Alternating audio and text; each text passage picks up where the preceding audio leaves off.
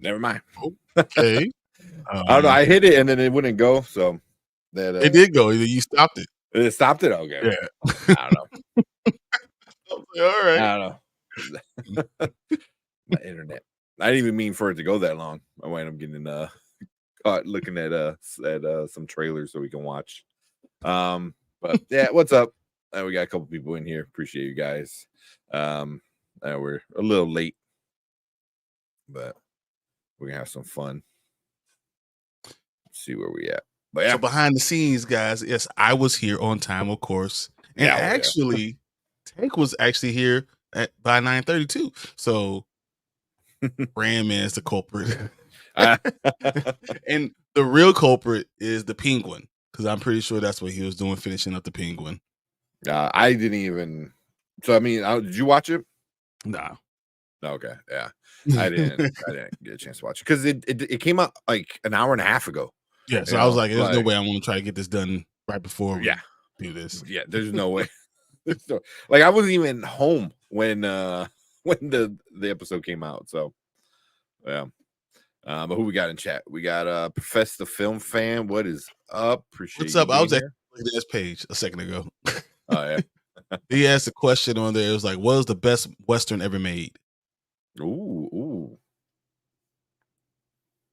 That's a good question. So that's a really good one because I like a lot of different Westerns. Yeah. I would have to look at them because I haven't watched a Western. The last Western I watched was like The Harder They Fall. That was probably the last like Western. So before that, I can't remember. I would have to look. That's a good one though. The Harder They Fall is a good one. That was a really good one. It's not my favorite though. You know, I love The Harder They Fall, but yeah, it's The Quick and the Dead, man. I love The Quick and the Dead. It is so fucking good. It's just Tombstone is probably the best. I love The Quick and the Dead more. Quick and the Dead. Yeah. But Tombstone is probably the best one. That's the one that I think everyone knows. We got Collector Movie Man. What is up? I just finished watching The Penguin first episode. It's pretty darn good. Can't wait for the next week's. Okay. I legit have not heard anything from anyone yet. That is the first thing I heard from anybody. So wow. So I'm interested in seeing it, but you know, I'm not surprised. Agatha, I want to talk about Agatha. I wanted to talk about Rebel Ridge finally. Yeah. Yeah. Oh man, I can't believe I snoozed on that thing. Holy shit. Holy shit, that was amazing. Spoiler, I guess. But yeah, that was something. That was something. I was enjoying. I was like, man, I can't believe I can't talk about this again. You guys killing me. And we got Kevin Davis with his trying to find one that's not a spoilery when we get into it yet. Here we go. Jennifer Lee leaving Disney Animation Studios to go focus on Frozen 3 and 4. Changes good. Disney Animation Studios will make a comeback. It never left. How's it a comeback? They made 1.6. No, that's really technically Pixar. But even though Disney owns it. Yeah. And then who's doing Moana? I believe it's Disney Animation. That's Disney Animation. I don't think that's Pixar. So yeah. It'll be all right.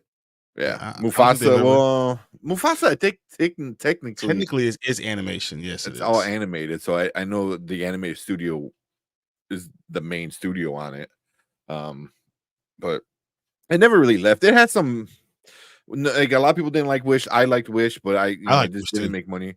And then before that, like they just didn't put stuff in the theater, which was just on JPEG. Yeah. But yeah, Disney's always gonna be great.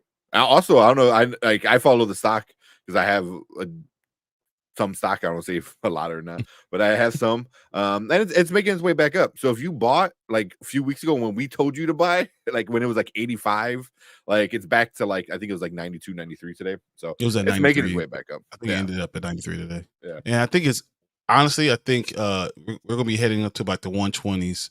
By the new year, I really feel like that's what's going to happen. Yeah, I mean that's where it was towards the beginning of the year. I think around May and April it was around 115 to 120. So think about the year end. So the real like February, the year end the quarter numbers gonna come in, right? Yeah, you're gonna see how much money that stuff made. Mm-hmm. I think the stock goes up. It can get hit about 120. Yeah.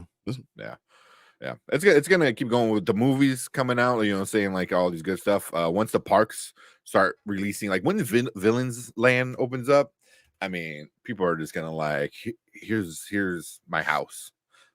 Like people want that damn land so bad. It's gonna be insane. It's gonna be insane. But yeah, Disney Animation Studio will be good. Netflix going to stay powerhouse streaming service. Oh, yeah, obviously, yeah, they're winning. Yeah. Especially after something like Rebel Ridge, where they can do like movie good, like stuff like that. They have their own stuff, right?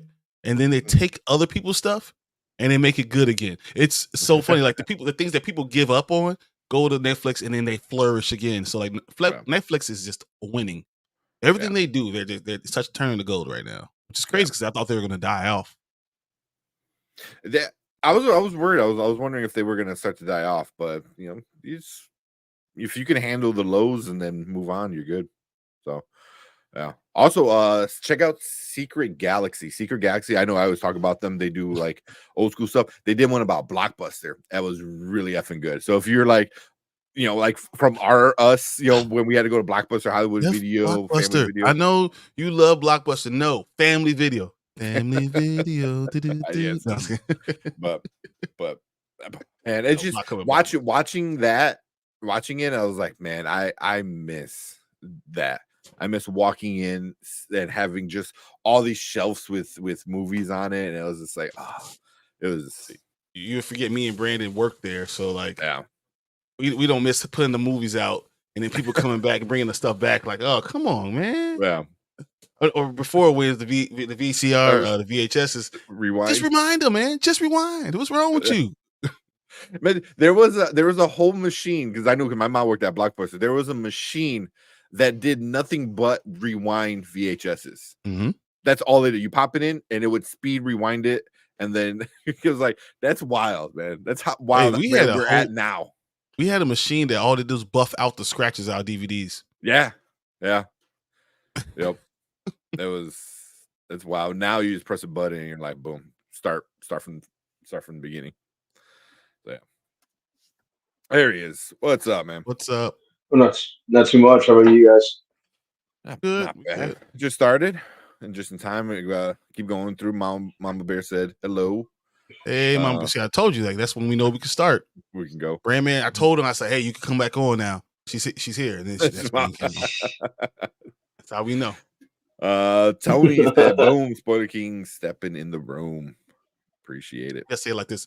Boom! Spoiler King stepping in the room. I need to finish stepping up my my mic and get all these like voice activated stuff going, so I can like I can just press a button and make my voice like be like a radio like stadium announcer, like Michael Buffer. yeah. Have the microphone come from the ceiling. Drop. Oh, my Chillmonger? Have the microphone just hanging. Pixar and Disney animation should just combine, because I can't tell them apart. Yeah, exactly. The money goes to the same pocket. It doesn't matter. If all the money goes to the same pocket, I don't understand why we gotta have two different studios. Whatever. Yeah, but I was reading. Well, we'll get into that in a minute. But some of the stuff going down in Pixar was not good. Yeah, so we'll talk about that. I was talking about that Monday, wasn't it? I told you, I was like, look, did you hear about the conditions?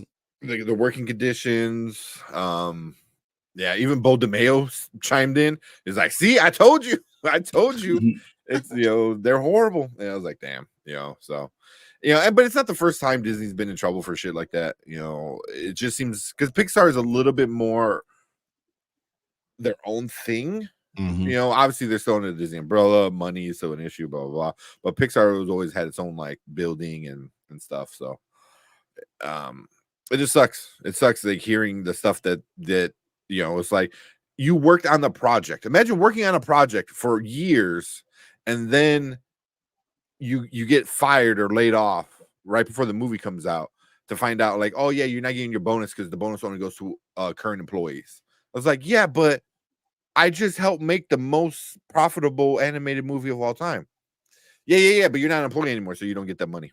That's how it is when you're under contract. So that's the thing about it's contract I don't know if work. I don't know if they're contracted or if they were employees.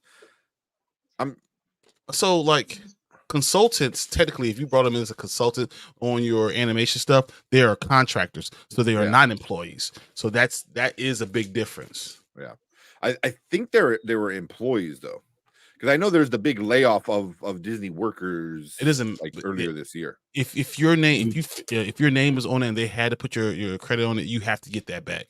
But if you are a consultant or you're not technically an employee or weren't an employee when the work was getting done, then they don't have to. But if you did the work on it, they have to. And that's what the whole lawsuit with Bo DeMille is right now. Because technically he did the work. So they have to put it, no matter what, fired or not fired. Even with the agreement wouldn't be legal because, you have to give them the credit for work they've done. Yeah. Services rendered. Mm-hmm.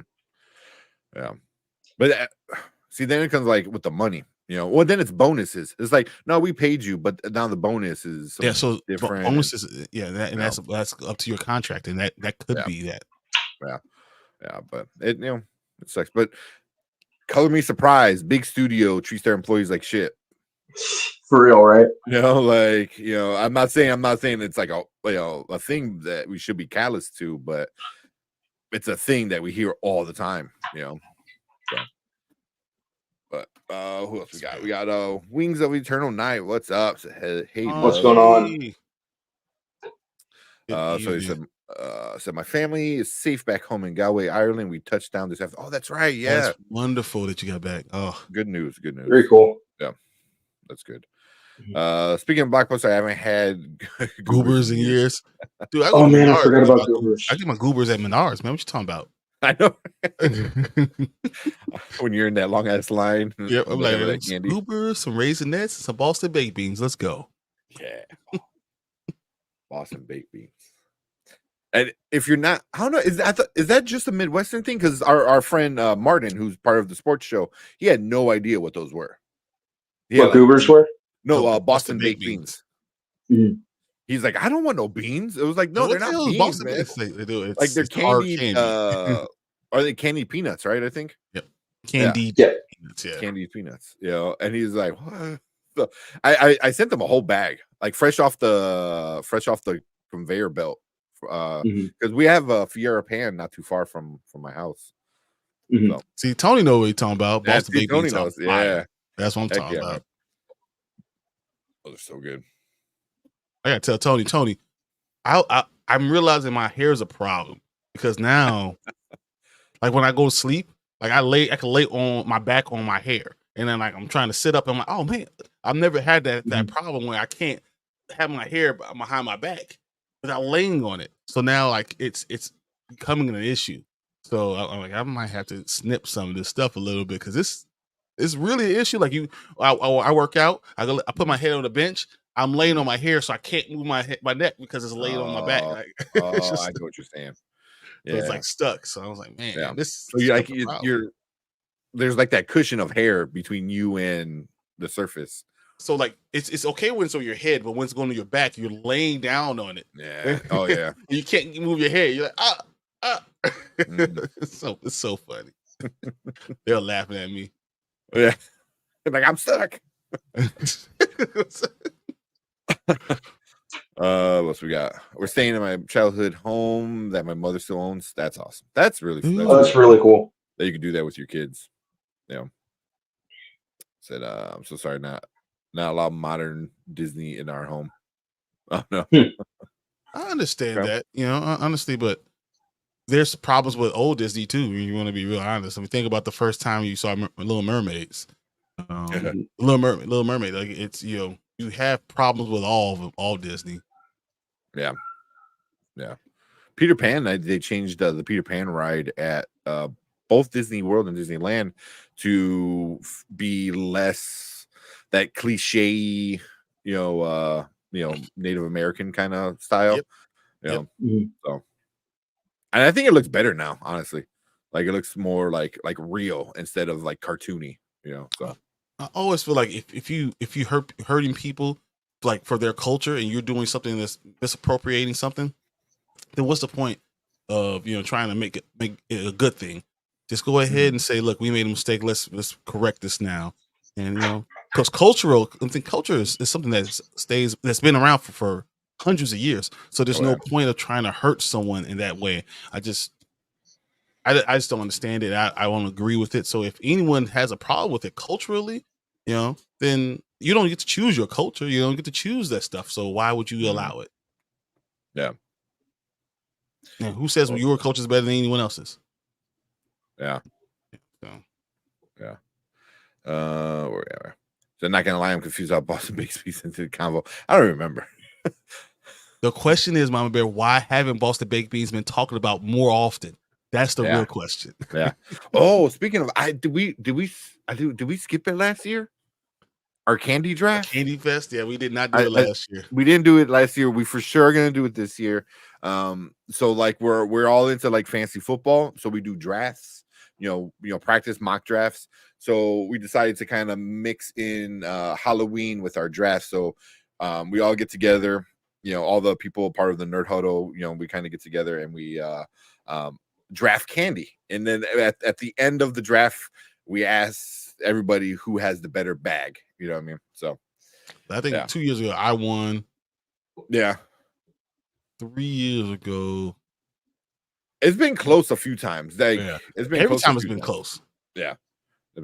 Because right off the bat, like we take Snickers off the board because that's like too much easy. of a easy. That's not win. fair. You win that immediately. But by the time you're in like the 5th or 6th round and like you're picking like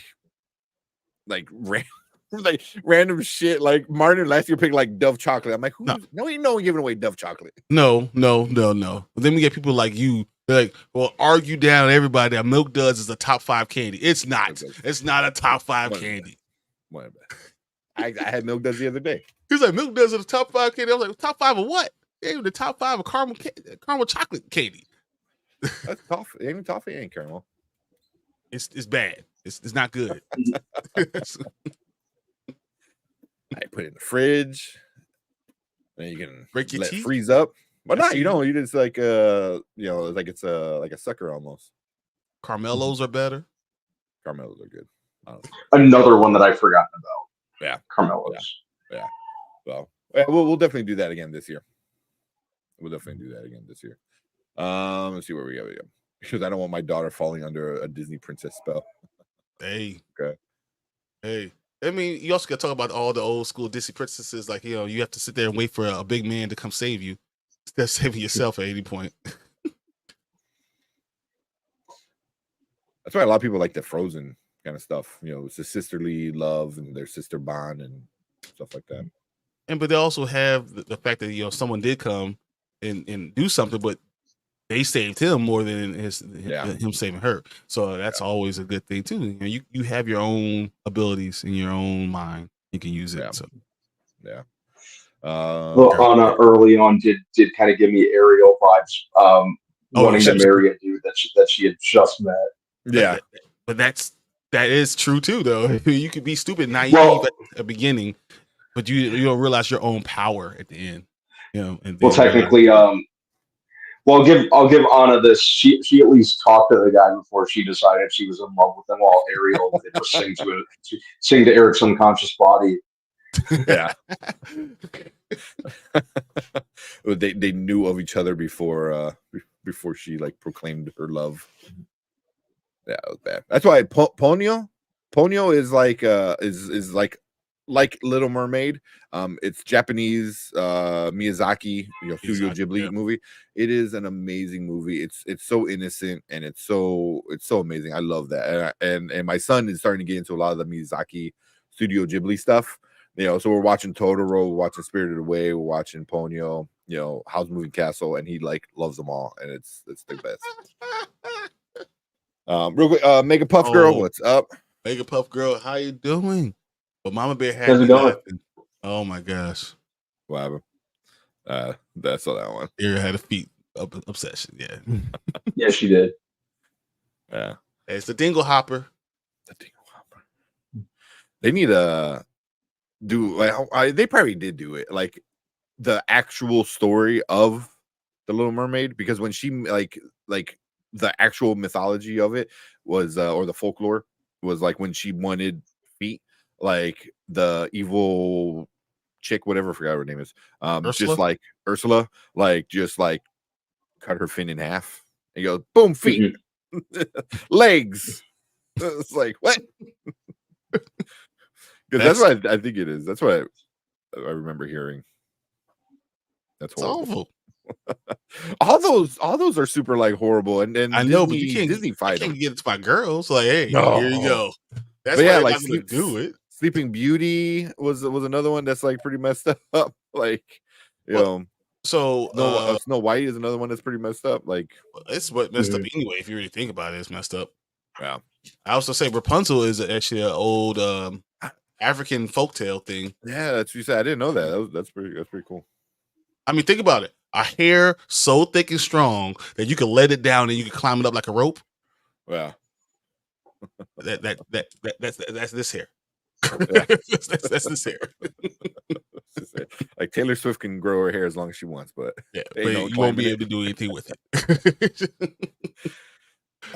Look, we already got some people in here. He goes, my favorite candy is M&M's. Okay, so milk that should be called the teeth pullers. Exactly. Yeah. I was like, what are you talking about? Milk duds. Like, this is the worst candy ever. I couldn't believe it. And he wanted to argue it was a top 5 candy. I was like, no, this is ridiculous. Yes. That's why I know, like, my girlfriend is like, we're meant to be together because she loves milk duds too. So it's like, oh, that's funny. Sorry if I'm skipping around a little bit. The Reese's is the original story was just the Sea Witch. Yeah. You're talking about the original Grimm story. I think that's what it is, right? So the Grimm stories are really, really, really awful. Yeah. Awful. Hansel and Gretel. Oh my god, dude. It's crazy stuff. Yeah. My favorite movies are Anastasia and The Last Unicorn. I love Anastasia. Yeah. And The Last Unicorn is amazing. Yeah. Yeah. Yeah, good call with The Last Unicorn. Yeah. I think if you have The Last Unicorn on like VHS, like the original run, the original version back from 70s, 80s, or whatever year they came out. Early 80s. That could be, it's worth some money. I mean, you're not gonna pay off a house, but for a VHS, $100 is not too bad. So, yeah. I don't give up none of my stuff. Well, it said Rapunzel was a German tale. She got the name because of the lettuce her father steals from her witch when mom is pregnant. Yes, Rapunzel, the name, but the story is from African folktale, and it was found in Kemet. Like, this is like before Alexander the Great, before all that stuff. This is an old folktale. It's something you could kind of research, but yes, with the name Rapunzel and all of that, yes, it was changed, but the actual story, little stuff. Yeah, I mean, Disney does that too. They mix things together. Yeah. Oh yeah, like all their early stuff is all stolen. It's all stolen. Pinocchio, like Song of the South. That was just like, oh hey, let's get this. Well, at the time, I think he was a slave. Like Uncle Remus was a slave, and then they changed it to a former slave. Yep. But what is it? Yeah, Snow White, Cinderella, all those. Wasn't Little Mermaid originally written by Hans Christian Andersen, or am I wrong? I have no idea. It was Hans Christian Andersen. Yeah. Yeah. Yep. You'll have to look it up. Okay. Candy corn is love-hate candy. it kind of is. I feel like it's more hate than love. I used to like grind the candy corn up and make it into other candy. Like mold it into like candy corn pretzel. Like you put it all together and say, I want to make it into a different type of shape. This is terrible. And it tastes good. So maybe it's the fact that it's called candy corn that's the problem. Yeah. I don't know. Candy corn don't really taste good, but I can't stop eating them. Like once I keep going, it's like I do not like candy corn very much. Yeah. And I get it, man, because isn't it just sugar? Sugar. That's it's all. pretty much all. Yeah. Just starch, all mushed up. Yeah. But we got Kevin. What's up, Kevin? Do you think Star Wars will not take risks with TV shows and films because of the backlash of the Acolyte? I don't have enough energy to talk again about the Acolyte. So, you guys can take this one. I'm going to sit this one out. I read something today that's talked about the Acolyte. If they would have given it to somebody else to produce, could have been better. So they're like, if Bryce Dallas Howard had a chance to produce the Acolyte and had real partnership with Filoni and things like that, would Acolyte actually be a good story? And I thought about it. My initial thought was like, no. No. Then I thought about it longer, and I was like, if you cared enough about the lore, you understood what things were, and understood the characters, possibly it could have been a good story. So the problem is, once again, it's like that whole idea of take away their comic books, take away the lore, take away their books, and not pay attention to what it really is. So I don't know if Acolyte was the problem, or it was the producing of it and the not caring about the original content. Yeah. I mean, yeah, because Catherine Kennedy was like the main producer on it. I can't think of her name, who's the showrunner. She did Russian Dolls. She could still ran it. I think that no, I don't think so. You don't think so? I don't think that so. she could? I think I forgot her name. Lena Headley, I think. No, fuck, what's her name? I don't know. It's Headley though. I think that's right. Headley, yeah, something like that. I don't know, man, because Russian Dolls was really good. Yeah, I really like Russian Doll. Yeah, and so maybe if she had somebody to watch over her a little bit more, but that understood the lore, that made sure that you don't do things that don't make sense, that don't highlight things that don't make sense, and don't have characters that aren't likable. If you don't bring them in the beginning, then you're not going to get them at the end. That's just not what's going to happen. You're not going to go back in the past and get them back. No, you have to grab people immediately. So I think that was part of the issue.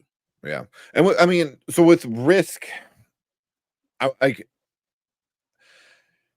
when you talk about Risk, because what I think about right now, everyone complains about is like, oh, it's a woman, so therefore it sucks. And obviously not everyone is saying that, but obviously some are saying it. They're doing the same thing with Agatha.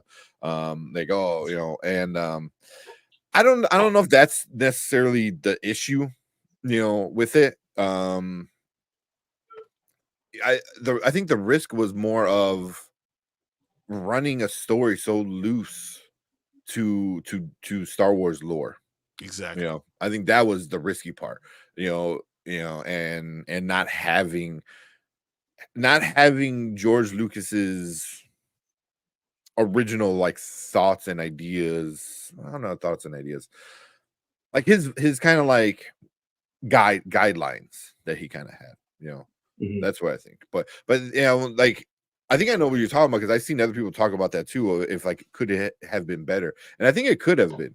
You just needed to set up maybe a little bit more time with the main character, change a few things so like it would fit better in the overall picture of Star Wars. Tweak out some of the details with lore. I think it would have been okay though, because the action was pretty good. You just needed to fix a few things. Specifically with the twins, you need to fix a little things with them, and what you did with the Jedi, you need to fix the little things with them. And I think it could have been better. They could have done a few different things. I feel like I understood what they're trying to get at. Yeah, it just was poorly executed. Yeah, overall. Yeah, and I was watching John Campea today. And he was talking to and I hate that people are comparing the Acolyte and like Agatha, and I get because they're like back to back Disney kind of projects, but they're obviously very different. It's two different things. Very different, you know. But it's like they're both like main women, you know, blah blah blah, this and that. But Campy did say something where he watched the guys from South Park, Trey Parker, Matt Stone, Trey Parker, you know, and I like them. I think they're so fucking smart, you know. The thing is they're so crude and aggressive when it comes to like their comedy that puts off a lot of people, but they do have good stories, man. You know, a lot of times their stories are stupid because they're just goofballs, but pretty much in their documentary, you know, and Campy has said it was a story should be this happens so this happens, and but if your story says this happens and then this happens and then this happens, those are two different stories, you know. And the Acolyte was very much this happened and then this happened and then this happened, you know. And I was like, yes, you know, it shouldn't be like just you're just going through the motions, you know. I mean, that's literally what it is. You're just going through the motions, like, oh well, she has to find her sister now. Oh well, now she has to find the bad guy. Now the bad guy has to tell her to, like, that's not why it should happen, you know. Like, things should happen because of what's going on, not just it needs to happen. So, you know, and I think that's bad writing, you know. And everyone said how bad the Acolyte was. That's just bad. It's bad writing, bad storytelling. You know? Bad storytelling. Allowing just, I mean, when you write certain papers, even in school, you know, you have to think it's cause and effect, but it's not just this happened and this happened and this happened and this happened. It has to be this happened, so this may affected it this way, so it changes this way. You know, like, so if what you're telling me doesn't change anything, then what was the point of you telling me lead me down this road? The road has to go lead somewhere, and you're leading me with the storytelling. And that's not what Acolyte did. It just kept on saying, well, we did this, and this, and it didn't matter. Like what I was telling you. Like, then why are you doing this? Why are we going down this road? Yeah. Pretty much. A good you guys, I'll be back in a minute. Okay. Yeah. Once you come back, we'll get into the good stuff. But a good example of that is Rebel Ridge.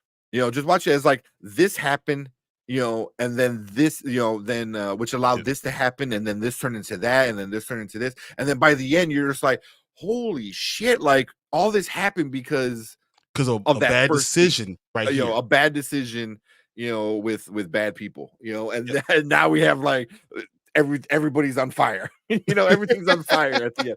It was a really good movie, man. It was a really good movie.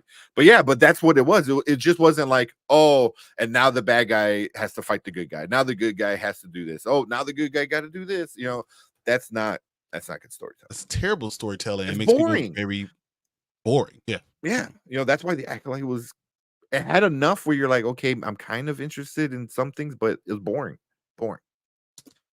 Let's see. Sorry, I got a little off track, but hopefully that helped answer Kevin. I don't know.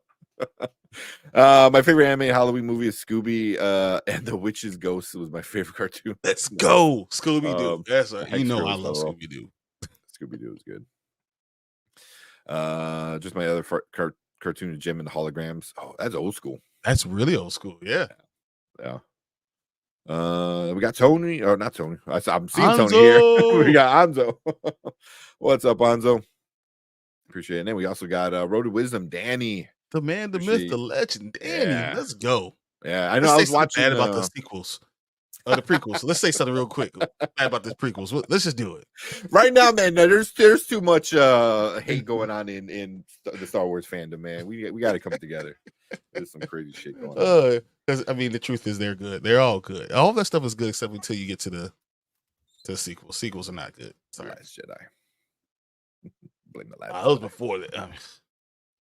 Rise Skywalker, or not Rise. Yeah. No. So, you know, Last Jedi was probably where it really turned because before then it was pretty good. But yeah, also I was checking out Road to Wisdom and Big Four Entertainment.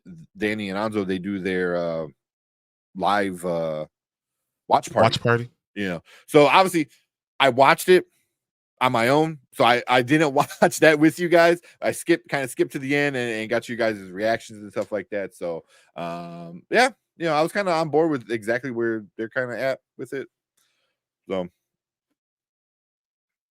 yeah. So yeah, go check out Chaos Central. Go check out Bigger for Entertainment. Go check out Road to Wisdom. Appreciate those guys. Wing said, "I want to see strong women in Star Wars, but realistic about it." And yeah, and good. I hate the fact that people think because it's about a woman, then it can't be good. And I think the problem is when it's not good and they make it about a woman. I hate when they do that when it's not good. No, give me a good story and then a woman lead doesn't matter. That's great because women are still 50% of the world and we should have women leads. I think that needs to happen. But also, you got strong women in Star Wars in the originals. You know, I mean, come on, Princess Leia was. I mean, she wasn't taking nothing for nobody. Vader's coming in like, you tell me, and she goes, "You go F yourself." Like, even after he blew up her planet, and she's like, she still was like, "I don't care, nothing." She goes, "You son of a bitch, I'm gonna get you, Dad." Yeah. Oh, we gotta skip a few because we got Dark Room reviews. What's up, Dark Room? Appreciate I don't know. Oh man, gifted one membership. Gifted one sub. What we got for you, man? We appreciate Wings of Eternal was gifted membership by Dark there we go. That's perfect. There we go. Appreciate that.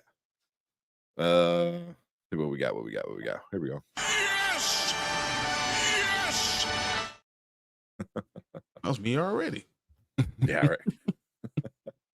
But thank you so much, Dark Room. Appreciate it. Also, go check out Dark Room reviews. Always having I'm doing some more lives now and stuff like that. So yeah. Awesome. Yeah. So we got I know we gotta bring him on live show. That's why I was gonna message you today. I was like, man, we really need to do a show with everybody else. We need to be bringing people on. I would love to do a show with that. I would love to do a show like that, like one day out of the week. Just be able to talk to all these new people. Like we have, I mean, I could think of right off the top of my head like 4 people that I would love to have on, just talking, doing even if it's a small segment or whatever. I think that's something I would love to do. So yeah. So something like that. I know Kenny does something like that. Zach Attacks does something like that. But I would like to do something like that. More hang out and just chit chat and talk more than interview. Those bring Batman in. They do more interview kind of styles, which is awesome. You get to find out about know them, yeah. But I like to just hang out and watch trailers and just have talk and have a good time. This is what we do. We do it with Anzo and Danny. I want to do it with everybody. This will be fun. Yep. Who else we got? We got Travis. What's up, Travis? What up? How you guys going? Travis. Scooby-Doo Zombie Island, man, all the way. I don't care what anyone said. I know Anzo's sitting there hating, but Scooby-Doo is awesome. He's always high. Why are you hating on Scooby-Doo? I know, right? That should be like right up your alley. Kevin, I see your Agatha stuff. I started, so when we would talk about it, I'll make sure I bring it up with your thoughts on it. So, but yeah, we probably get into some of that stuff. The Jim and the Holograms was not good. Oh, man. That was I liked it. I was fine with Jim and the Holograms. Unless you're talking about the live action movie, that was. I agree, that was not very good. Yeah, that was not good. There you go. I'm looking forward to Skeleton Crew. Okay, I don't know if I am, but I'm not hating on it either. Yeah, just I want to watch it. I want to see what it is. Kind of how I feel about Agatha. Yeah, like I have no expectations for it really. I just want to have fun with it. I mean, that's all I really want. If you're giving me Goonies in space, cool. Then do it. I just do it well. That's all I care. I never gave that comparison any thought. Yeah. No, really, I heard a few people kind of say something like definitely that. They said Goonies in space. Exactly. Yeah. So like I said, I'm cool with it. Like, just do it good. Have fun with it. Yeah. So, but look, I'm not gonna like come in here with some like, oh, it's gonna suck, it looks stupid, but it's whatever. There you go. The Thank You Dark. I did want to go, but like what Mama Bear said about when she said women empowerment. Go ahead. If you see it. Might have missed it. Said the female empowerment does turn fanboys off, and it's believed to be at the expense of men, and sometimes it actually is. I think there are some cases, but I find it weird that there's a lot of guys out there who feel their masculinity threatened when there's a female protagonist. There are a couple cases, like I think like one kind of glaring case is Ghostbusters 2016, where like every male character was either a complete idiot or a creeper or went out of their way to be antagonistic towards the female protagonist, and there really seemed to be no middle ground. But like I think a better example is, say, the first Wonder Woman, where like the male protagonists were treated as equals. If you're not going out of your way to antagonize the male demographic, and even if you are, to an extent, I'm still kind of like, who cares? I don't like when people complain about on one end and then do the exact opposite on the other. I think that's not helpful. I don't think that's helpful overall. But I can understand sometimes. But my biggest thing is the story has to make sense. For anything that you're going to do, make sure the story makes sense. And if the story makes sense, you're going to be able to hold a lot more water, and less people can complain about stuff as long as you do a good job with the writing. I just hate that when you put females in the situation when they are, the main character, main person in any show or anything like that, and you're not giving them the same quality writing you would do a male counterpart. I think it hurts the message more than it helps. Yeah. Here, Tony actually brought up a good one. He goes, the clowns try their best to label Furiosa as woke. Furiosa, powerful woman. It wasn't at the expense. I don't think it was at the expense of males. It was just there's bad guys, for sure. But also there's the good guy who like helped her become a badass. The driver or whatever they're called. So yeah, Furiosa is a really good example. Good action movie with a main lead. Yeah. So, but yeah. Out here like, oh, Furiosa is woke. How is it woke? How is it woke? Because it's a woman lead? That doesn't make it woke. That's all it is. Yeah. We were gonna say just because. And because it's a Mad Max idea. They're like, oh, it should be all Mad Max. And why can't it be both? Why can't you have Furiosa and have a Mad Max sequel? Like what stops one from the other? I don't understand that. Yeah. It's a story in the same world, which is fine. It's cool. I like it.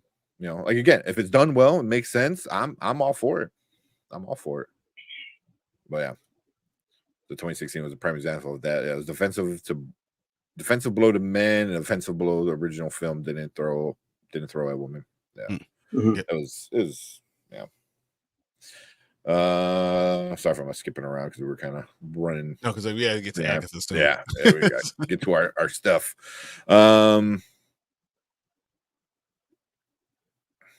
I don't know. I was trying to see what's going on. So I know Wing said I know she kind of hope I can handle my mom's grave, man. So I do too, man. That's so do what makes you feel comfortable and what you feel okay with. You know what I mean? You don't have to. I don't know. I just feel like a lot of times, like people might judge you, like, oh, you did that or you didn't do that, and it's like you do what you feel you have to do. Always. Whatever makes you comfortable, that's what you should be doing. Yep. Oh yeah, I'll never forgive. I never forgave the writers of Korra for disconnecting her from the past avatars. Yeah, I agree. See, you know what? And we talked about Korra, right? Yeah. And I always said like I could not get into the show. I feel like what they did was so wrong on so many levels, especially when you had Aang and had Avatar. You know how good it was. They did her a disservice when they didn't have to, because all the avatars before her all were connected. So what was the reasoning? Why did you say that you had to do that? You didn't have to. Yeah. I didn't. Or if you're gonna do it, find a way for her to connect them back together. You know what I mean? Mhm. So season 1, I didn't mind. I thought it was kind of interesting, you know. But after that, it just, you know, I didn't like the spirit world and her like opening up the spirit world and the world together. You know, it was just I don't know. just didn't care for it. Yeah, you know, by the end, I was just like, I'm not a big fan of the show. I didn't hate it, but just it was missing something. I went back and I watched Avatar multiple times. I've watched the entire series multiple times, right? Yeah. I watched Korra one time and I didn't have to go back. I was just like, all right. Okay. Yeah. Not that I hate it. I didn't hate it, but just there's no reason for me to go watch it again. I was like, okay. Yeah. Hopefully the next one that they do, because I know they're doing they have their own studio now. There's the movie coming out about like Aang as he's older, which is cool. They're making the next Avatar, which that was a big thing too. Is like now that she disconnected all the avatars from the past stuff, like is the line is still going to continue. So I hope the Earthbender that becomes the Avatar in the next, you know, reconnects, you know, the past. You know, I did like the lore, you know, with the first Avatar. You know, I thought that was pretty cool. You know, so, but yeah, it was a one-time watch kind of thing. Drew, what's up? Viewer Drew. Also another great content creator. Yeah. Definitely go check him out. You know, does his Lego movies and stuff like that. His reviews, which are awesome, by the way. Yeah. So definitely go check him out. So part of the strength of Avatar was the connection to the past avatars. Yeah, it was the hugest strength about them. I mean, if you sever the connection to your past, then what are you really? Just a superpowered person that has nothing to learn, that really has no wisdom, no anything. So, you know, what's the difference between you and a great firebender? Like, really? You know? No. But even with Aang, I feel like Aang had all the past avatars, but he was still able to make his own decision. You know what I mean? His own decision, but he used their wisdom. So that is wisdom, though. Like to have that wisdom available. Yeah. He had all their knowledge. He goes, hey, this is what I did. This is what I did, and they all told him kind of the same thing. But he felt that's not what he should do. You know, but without having all those people telling him what they had to do, you know, I just feel like that's a perfect way to do it, where like, yes, I these are my past lives, these are all what I was before, but they don't make me who I am now. You know what I mean? Like, I thought that's why I loved that final season was so freaking epic, man. It was so good. There's nothing better than that, honestly. I like the beginning of the first 4 or 5 episodes, and the final season is just the final season was off the charts. All right, we're gonna a few more, and then we'll get into our discussions. Travis said the issue with LBGT wokeness is it's always written sexually. The character always has been promiscuous and flamboyant in a dirty way, which makes it hard to show to children. Okay, yeah, they do that kind of often. They do that often. You highlight it so much instead of realizing everyone are people, right? And I think you miss out on the idea that highlights people. Yeah, very much like you, because we're all people. You might see something a little bit differently, but you're still a person just like that, and we're gonna go through the same thing that regular people deal with. I guess they haven't came out and flat out said it in the show, but I know, you know, the showrunners and the actors said in Agatha, I believe the character Teen, that's his name, is you LGBT. Yeah. So. Well, I mean, I think they make it pretty obvious. Yeah, pretty obvious. Yeah. But again, that's not sexual or anything like that. I wouldn't even consider him flamboyant. No, either, I mean, it's just but I don't think that's even a problem right now at all. It's because it has nothing to do with the story, and it's not like anything that's coming off, Yeah. in that way. So it's like, whatever. Yeah. That's just a character for me. Whatever. Yeah, exactly. Like say if something like would be weird would be like just saying, I don't know if they're gonna do it or not, but like if there's like a demon and he's like, oh, that demon's hot, but then if he's the only one doing it, then that's weird. You know what I mean? So that like there's ways that they do stuff like that where like, but I mean, like again, like you don't need to, like Brian said, like it's just a person, and this person just happens to be like this. So it's one part of your personality that not everything in Captain America, like just for instance, had him because he's a heterosexual male. Yeah, he was just a guy. We didn't talk about him with in regards to women with him. That wasn't what's always front of mind. Just being a person, being who he is, and that's enough. And then that is part of it, but it doesn't have to be the only thing about it. Like so, I just why do you have to highlight it every single time? I don't know. I don't know. I for any comic book readers, like one thing that always gets like is for me is like a good point of like a character being the character is more important than like what orientation they are. Is Dakin. Wolverine's son, like the most manliest, hairiest, like masculine little bastard like ever. His son, they're like, oh, he's bi, and I got into argument, like not arguments, but like conversations where I'm like, I don't think he's bi. Like yes, he'll have sex with a man and have sex with a woman, but every time he's done it was because he needs something. You know what I mean? Like it's never because he was attracted to anybody for that matter. It's just like, oh, I need this person. The guy is like, I need that apartment he's in so I can scope out this person I'm watching across the street. And he had the perfect view. So I'm going to seduce him, which he had a power that he can seduce people, which was pretty cool. But he would like seduce them and it's like, yeah, but I need what you got, and he did it to women too. So it's like, it was who he was. It wasn't, he was bi. It was just, he was just a bad guy. That would take advantage of whatever he could, So I mean, it's better that label at that point doesn't have anything to do with the person. It has everything to do with outside labels. So like you're trying to label it, it's really hard because if the person can't even label it, then what's the point of us trying to label something? Yeah. Yep. I was gonna say social constructs. See, people still negative about LGBT community. That's sad. Yeah. It gets better, and then there's always like some fallback, but I mean, it's a lot better than where it was like in the 70s. Is it better or is just I don't know. Better. People still look at it the same way.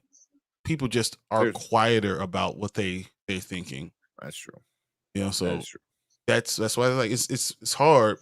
It's not, the laws are understanding, but people are still people, and people are still doing the same stuff. Especially because it's weird because it has nothing to do with you. Yeah.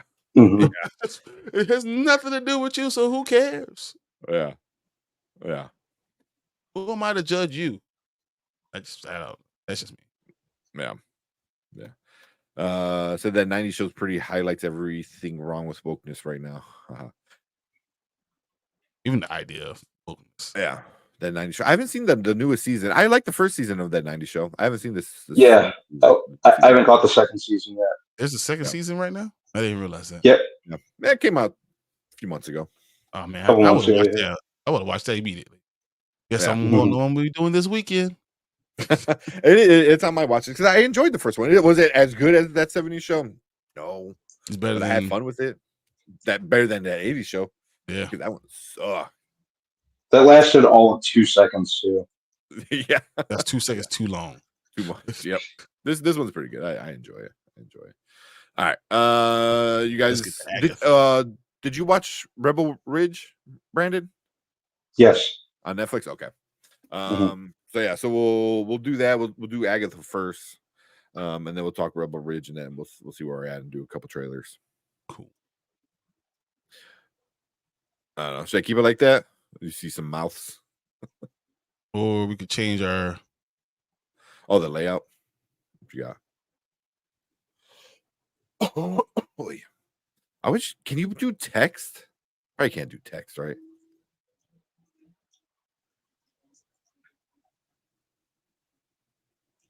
No, camera slide. It'd be nice if you got some text in there. That'd be cool. They would just put like.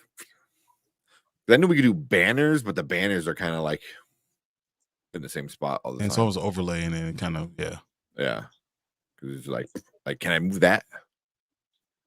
I don't know. No, you can't. I'm trying to do it right now. Because I haven't tried to do that again. No.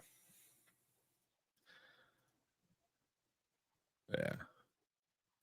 That's why Streamyard is nice. It needs to get a little bit more customizable. We got Xavier. What's up, Xavier? Xavier, what's up, man? Can't wait to get the Agatha discussion. Yeah. Yes, that's what we're trying to do right now. I want to run down with the richest road naked with Agatha. Yeah. I see that question, Kevin. We're gonna save that because that is definitely a question we're gonna get into. Oh man, that's another good one. Oh, I can't. Oh yeah. And I see that, Travis. We're gonna save that for when we talk about Rebel Road. But all right. Let's hit this one up. That's quite an image. All right. Let's talk Agatha. Oh wait. I'm like, why can't I do it? Because I forgot I was in the edit. I was in edit mode. I was like, what the hell? All right. Let's do it. All right. What is up? Welcome to the Spoiler Kings. My name is St. Kramer, Brian the Grizzly, Brandman Brandon, and we're going to talk about her right up here. Agatha Harkness. Agatha All Along, the new show that just came out. We got the first 2 episodes coming out this week. It's coming every Wednesday. until Halloween, or almost Halloween, October 30th. Mm-hmm. The last 2. Yeah, 8 and 9. Which is nice. I like that.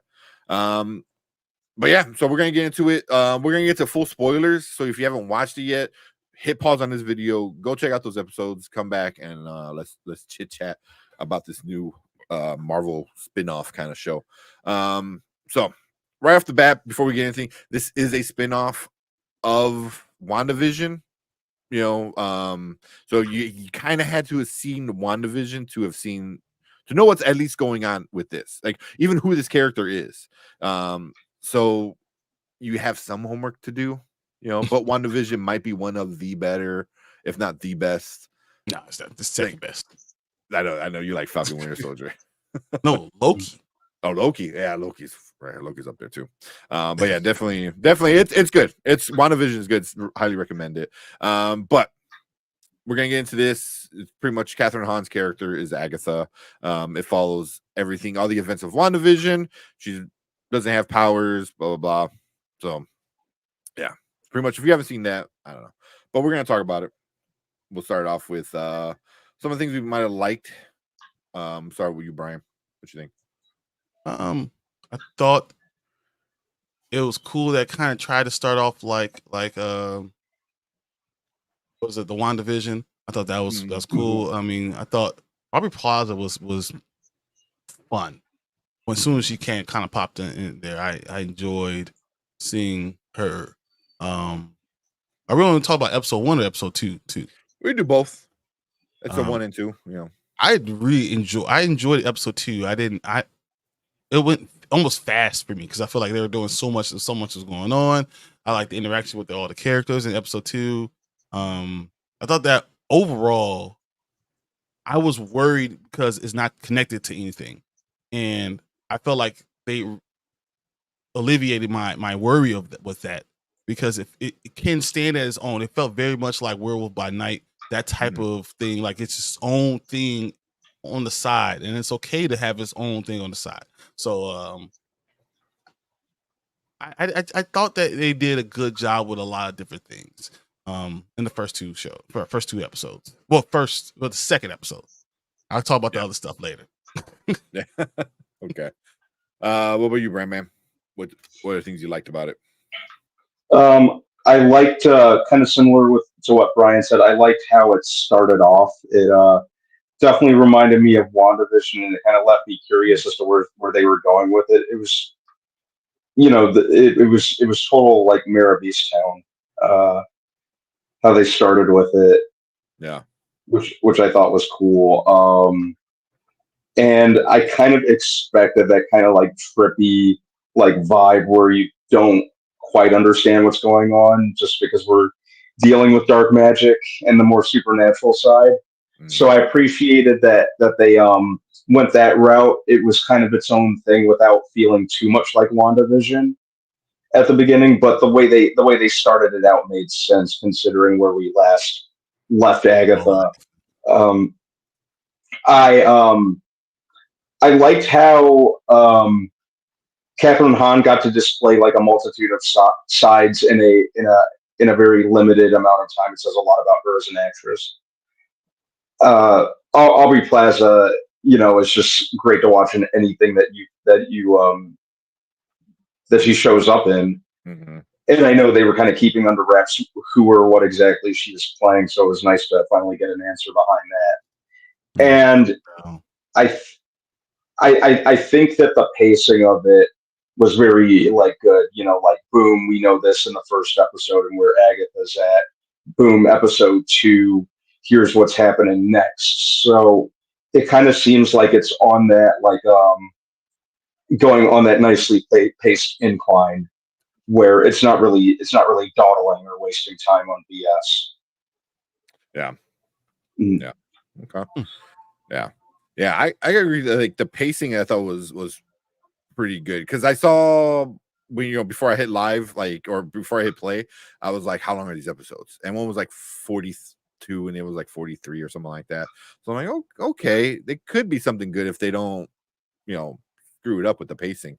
But like for me, I thought the first episode was interesting because it starts off what we all seen in the trailer already, her being the detective kind of thing.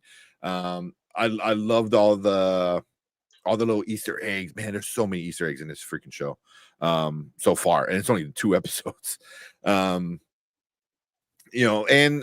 I liked how they didn't carry on because in WandaVision, I think a lot of people were put off by that second episode. They're like, I don't know what's going on. But they're doing this TV bit thing.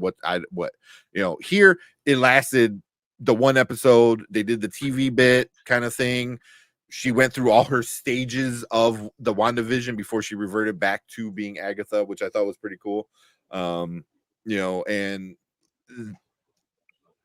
thought it was like pretty well paced, but I did enjoy the second episode more because that's when you get into like the actual witchy, hocus pocusy kind of stuff. The first one was just kind of getting you kind of caught up. Like, yeah, we have to bring this character back and blah, blah, blah. We have to, do stuff. So, but I'm glad they put the first 2 together. Because if I had to wait a second week for that second episode, I would have been a little bit more like, the first 2 episodes, it really is 1 episode because it brings Agatha back and it sets up where the season's going to go. Because now we're getting into the story. We got all the players together, we got all the audience caught up, and we know what's going on. And now, the journey is about to start. So for me, episode 1 and 2 were really like a part 1, part 2 kind of thing of the intro of it. So, but going like what you guys said, Catherine Hahn was cool. I always find her like great in a lot of stuff she does. Aubrey Plaza, same thing, and then some of the other characters I was really interested with I can't think of her name, but Mrs. Foreman from the 70s show. Deborah Joe. I wasn't sure what she was gonna be, and what she wind up being was good. Like the green witch, because each one's a different kind of witch, you know what I mean? So she used the black heart you know, and obviously she's not that, you know. So I was like, who is that? And that's another thing I really enjoyed about the first 2 episodes was it gave us a lot of questions that I feel will be answered, you know, like it could be like a whole Lost thing is like, here's a bunch of questions that we might answer. I don't know. Here, I feel like you're gonna find out who the Black Heart is. You're gonna find out like other little details that they skipped on. You know, Teen. I think we all know where we'll get into. We all know who Teen is, but it's not official yet. But definitely. yeah, I mean, if you've seen WandaVision, you kind of know, you know. But I'm kind of curious into some of these other characters too. Like they all have a reason to walk down the witch's road, you know. And I think they gave us enough setup for each of the other characters without being too much. And also without being not enough where you don't like, you're just like, okay, yeah, I don't care about you. You know, you kind of like are interested in a little bit of everybody, but the main focus is obviously still Agatha. Yeah, they're going to kind of reveal more about each other's characters as we go along. Oh yeah, that's why you don't need to know everything right now, but because you're going to see the reveal slowly. Yeah. And I thought the show was so far better written than a lot of the other things we've seen recently out of Disney, you know. And I think it's because you have a showrunner. They made this show like it's a show, you know what I mean? Like here's a showrunner, here's a person who is in charge of running the show, you know what I mean? And you don't have like, you know, a bunch of different directors popping in and popping out and doing their own thing and this and that. Like you well, you do have different directors, but they're all not doing their own thing, you know. They're all playing in the sandbox, you know, rather than other shows we've seen random things happen. You're like, that's weird, you know. But you know, I just feel like this one's off to a good start so far for me. Absolutely. Yeah, but it's not a perfect show. What are some of the things you didn't like, Brian? Oh, so I didn't like that first episode. I like the way it started. Really? Okay. I like the way it started. Like the first 10-15 minutes, I really did. I found myself having to rewind it multiple times because I kept on wandering off. Like I'm like, really? so what's going on again? Let me go back again. What's going on again? And then I felt like I actually didn't care. And then the last 8 or 9 minutes happened really quickly, and I was like, oh shit, I gotta go back and look at this again. But I didn't really enjoy the first episode that much. I didn't hate it. I just didn't really enjoy it because I felt like it was just full of stuff I really didn't care about. I didn't care anymore. I was like, okay, I already know where they are because I watched all the WandaVision and I didn't care about these other characters yet. So, but then the second episode really engaged me, and I was like, okay, I think I'm going to like this more. But I also walked into this not knowing if I was going to like this at all. Worried about the storytelling and worried about, you know, why I'm watching this at all. And, you know, I'm happy that I can say that I'm not going to turn this off immediately. I think it's definitely got me engaged, and it's going to be something that week to week, it has a little leeway with me now. Yeah. It really does. But I do think there's still issues I've seen throughout prior stuff. And maybe it's also the fact that Catherine Hahn doesn't engage me. Just in everything she does, she has never engaged with me. Like I'm just not a fan, you know, and not that she's doing anything wrong or anything. It's just I'm not a huge fan, but I am a fan of a lot of other people that are in it. So I was like, okay, maybe I just need to shut up and just watch and see where it goes. You know, maybe, how about you just hold your own opinion until you really see what the whole journey and go with the journey, because you know they're going to be characters that you don't necessarily engage with or really flow with, and they're going to be characters you really can, and just wait to see which side you're going to be on. So, but I thought they did a good job introducing each of these characters. Overall, I thought it was really, really cool about the whole when Teen talked. Anything about his life, you couldn't see anything the way they did that, and how they bleeped it all out. I thought that was very, very cool overall. But yeah, I think my biggest thing was I wasn't engaged immediately in the episode 1. Okay. At least it's episode 1 and episode 2, because that means it's going up. You know, yeah. And I'm glad that they did together. Because if it was just one long episode, Yeah. I mean, it was fine. It felt like they're real episodes, at least, you know. Yes. And it's not like flying by and 15 minutes later, I'm like, oh, it's done. So why the hell Yeah. am I watching this? Yeah. By the end of each episode, at least you're like, hey, something happened. Yeah. You know, rather than you're like, oh, nothing happened for 40 minutes, and then the last 2 minutes is when they actually did something. So, yeah. But okay. Brandman, what didn't you like about it?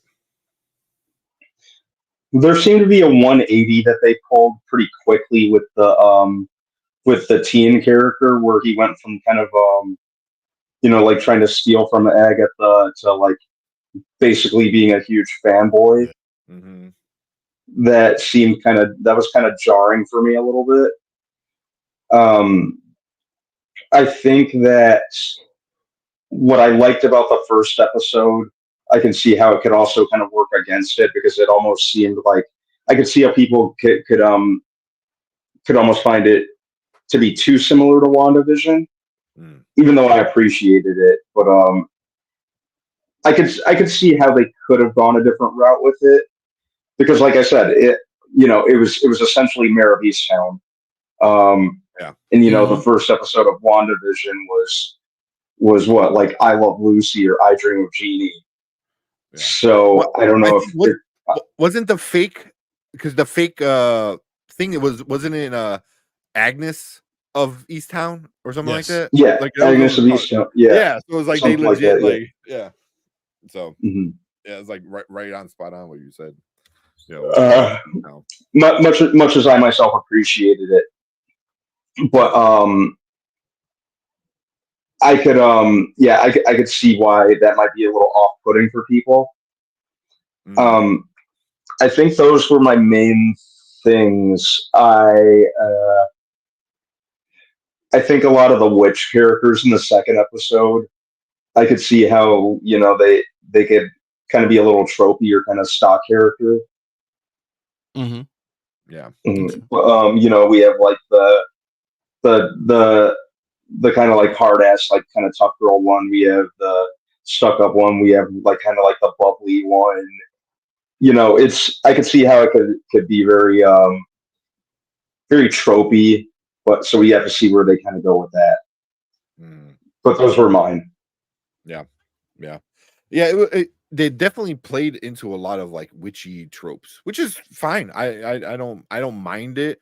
I mean, even I don't know if you guys watched the credits, like they put in so much just random witch stuff. There was a cut scene from The Craft, in the credits, which was sure awesome. Was. And just anything witchy, you're just like, boom, like the evil witch, when she was the old hag, like going down into the thing. It was like this, everything that Disney owns that's witchy was put in the credits, and I loved it. It was so like funny. But yeah, I'm digging it. I like this like supernatural witchy kind of stuff. I don't think they're gonna go like crazy horror scary. They're gonna keep it kind of PG 13 max at times. I mean, we saw a butt, a bare butt, so I mean, I don't know. That's nothing negative, Tank. What are you talking about? You still haven't No, it's not nothing negative, but it's more, well, I was saying more PG-13 at times, So it's like, if they're gonna do that, then maybe they might get a little graphic, and I'm not saying sexually graphic, but like like graphic when they go down this path. Because if they do follow anything like the comic book, when Wanda goes down the path, the witch's path, like Wanda meets some like really messed up stuff. And I wonder how far they're gonna take it, with stuff like that. But like it's a good show, because for me, it already started giving me theories. I'm like, well, what if this is this, and what if that person does this, and who is this person? What really is this person? So because everyone is either from the show WandaVision or they're from the comics, except for Aubrey Plaza's character. She's the only one created specifically for this show, which makes me wonder why. you know. So, but even like the little Easter eggs, you know, I think Erica, my girlfriend, caught it where she's in the first episode, she's looking through her like son's room, you know, and like she looked at the trophy, and one was like Nicholas Scratch, and like Nicholas Scratch is a name that, you know, the devil goes by, you know, so it was like, that's a cool Easter egg, you know, so it was like, who's also the devil in the Marvel kind of comic books, Mephisto. So I was like come on. And you know, it's like it's really interesting. Like, I don't know, like I just love when they throw little things out there like that, where you know, like, you know, it could be another Ralph Boner. I think they learned their lesson from that shit. Oh man, I'm still a little upset about that. Yeah, I think they learned their lesson from that. I somebody in the comments said it. I think they might pay it off a little bit more. You know, it maybe like do something with it that's not so aggravating to fans. But if they don't, that's fine too. But yeah, I like the song. I thought was good, because that's what witches do. Negatives. You haven't said not one negative thing yet. I know. I'm trying to think of negatives, because like I really I had a good time with it. You know, like for me, like the negatives were, Teen. I'm not really digging his character so far. I can see where his character can go down and be annoying. You know what I mean? Like everyone else, like I'm kind of interested in, you know, but for him, I want to know what's the deal, but also you might be an annoying character, you know, because of what he wants out of the whole journey. You know, how's that any different than from Agatha? Wait. I mean, like they all want something different. They all want something. Also, you trying to use everyone, so I don't know how his character is any different than hers. I think they're both, you know, annoying in certain ways. They're still annoying in doing the way they're doing stuff, and they're going to want something, and something's going to come out of it. So yeah, I mean, they all want something, but like what kind of was going with Brandman said was like, I think you go from being like this like little badass teenager doing bad shit, and then now you're like a fanboy, and it was like, I don't know if this is maybe once they say who he is and it's official and stuff like that, maybe it gets a little bit better. But it's not that I hate the character. I just think he might be the more annoying one out of the group, you know, where it's like, yes, I get it. You want to do this. Like, you know, you just don't got to say it all the time. You know, at least all the other witches are actual witches and, you know, I don't know, are more their own person. You know, I feel like his person is attached to Agatha. You know what I mean? You know, which could make that makes sense. Yeah. You know, but Agatha, I like, even like her, like trying to piss off all the other witches so they can attack her, and I feel that's gonna be an ongoing thing. You know, where she's like, yes, hate me, you want to kill me, shoot me with your magic. You know, so, but well, I mean, I don't know, I'm trying to think of like negatives. I wanted more Aubrey Plaza. Yeah. You can never have enough Aubrey Plaza. She's always been awesome. Yeah. But yeah, I don't know. Anything else, you guys, before we get into some of the comments? Anything you expect? Any theories? As of right now, I'm still not totally on board or off board. I'm still really much in the middle on what this show is, or if I'm going to like it or not like it. I'm still very much in the middle, but I think they've at least hooked me with some of the stuff. I just don't know if it's going to be, maybe if it's going to be too dark or not dark enough, or if it's going to make any sense in any of the stuff that they're doing going forward for TV shows. They could connect this with TV shows and not necessarily have to do anything with the whole multiverse. And I'm hoping that's what the route they go. I'm just not sure about it yet. But I think this was as much as a good start as I expected it to be. A more even better than I thought it was going to be at the beginning. And then I'm going to go through the ride and see what happens. And hopefully at the end of the story, I enjoy it. So yeah. Okay. What about you, Brian? Any theories? Anything else? Or move on. Kind of hard to have one in a show like this that's going to be that promises to be like a very trippy, dare I say, mysterious ride. You just never know when it comes to content like this. Yeah. So I'm really just, I'm like a lot of people. I've gone in pretty blind. I haven't read a whole lot about this show, so I'm just waiting it out. Yeah. They really haven't done too much to promote this show besides all the name changes. All the name changes, right? That was probably the most promotion the show got, was just all like the name change once a month. But do you guys think that one of these characters that we know, or even one of the side characters, like what's his name, John Collins or something like that, is Mephisto in disguise? Do you think any of them are someone that we don't see in disguise or don't realize is there? That's been there since the beginning, like they always do. Mm-hmm. I mean, I do. It very well could be. Yeah. I mean, I got. Besides Teen, which I think we all have that theory. I got one with Aubrey Plaza. Yeah, same with Tony said Aubrey Plaza. You just don't make a random character like, oh, here's just a random person. It would make sense. Why? I don't know if I want to say why. I think she's Mephisto. I think she's Mephisto. The Black Heart is Aubrey Plaza's character Rio. Because even like think about it, like the Black Heart, is like a Black Heart because like Agatha loves her magic and her magic comes from chaos, and Mephisto. I think they're gonna change Mephisto a little bit, but I think Mephisto is gonna be like where they get their power from. You know what I mean?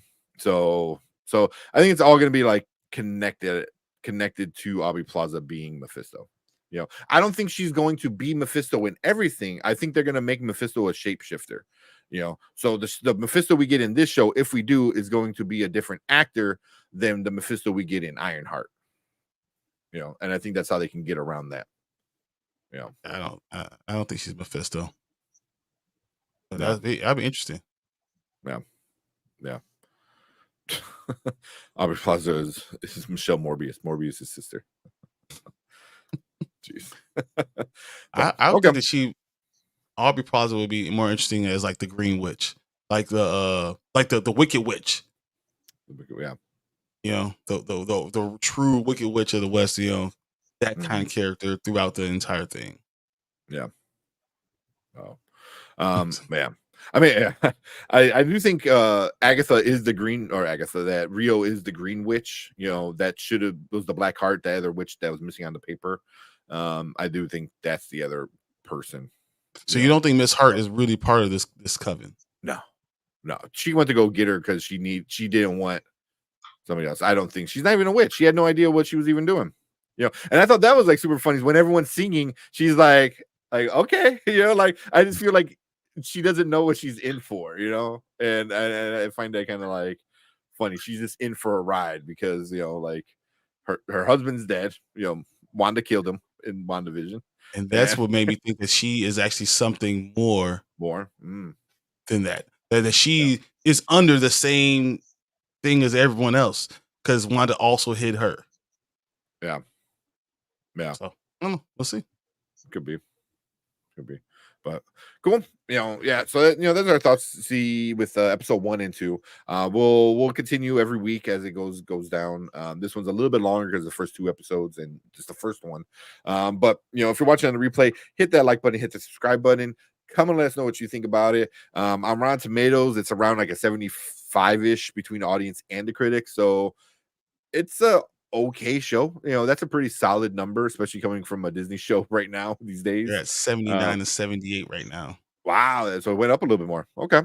So so we're liking it at different levels. We're all still enjoying it. Yeah.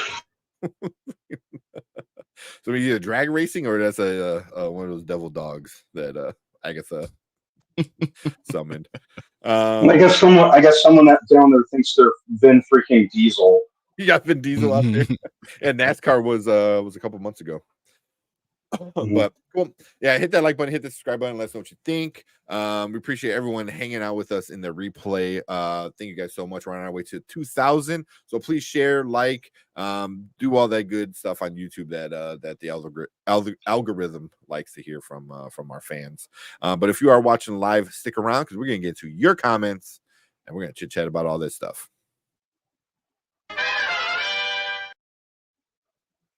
All right. I see everyone talking. Let's see if I get some of the old ones first. Kevin said Agatha along was just an okay show. Catherine Hahn and Aubrey Plaza giving good performances. Okay. He said, I'm there. I'm there for okay. C plus 75%. And that's where Rotten Tomatoes is at. You know, Rotten Tomatoes is at. I was gonna give it a C 75%, but you know. Danny, I'm interested in Agatha. It was better to me than the Acolyte. Yeah, not episode 5, but all the other episodes not even close. Yeah, that's no question.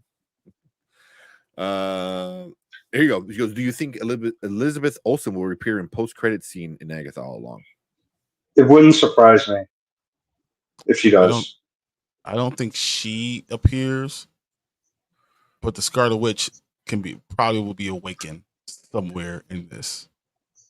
Ooh. Towards the end. Okay.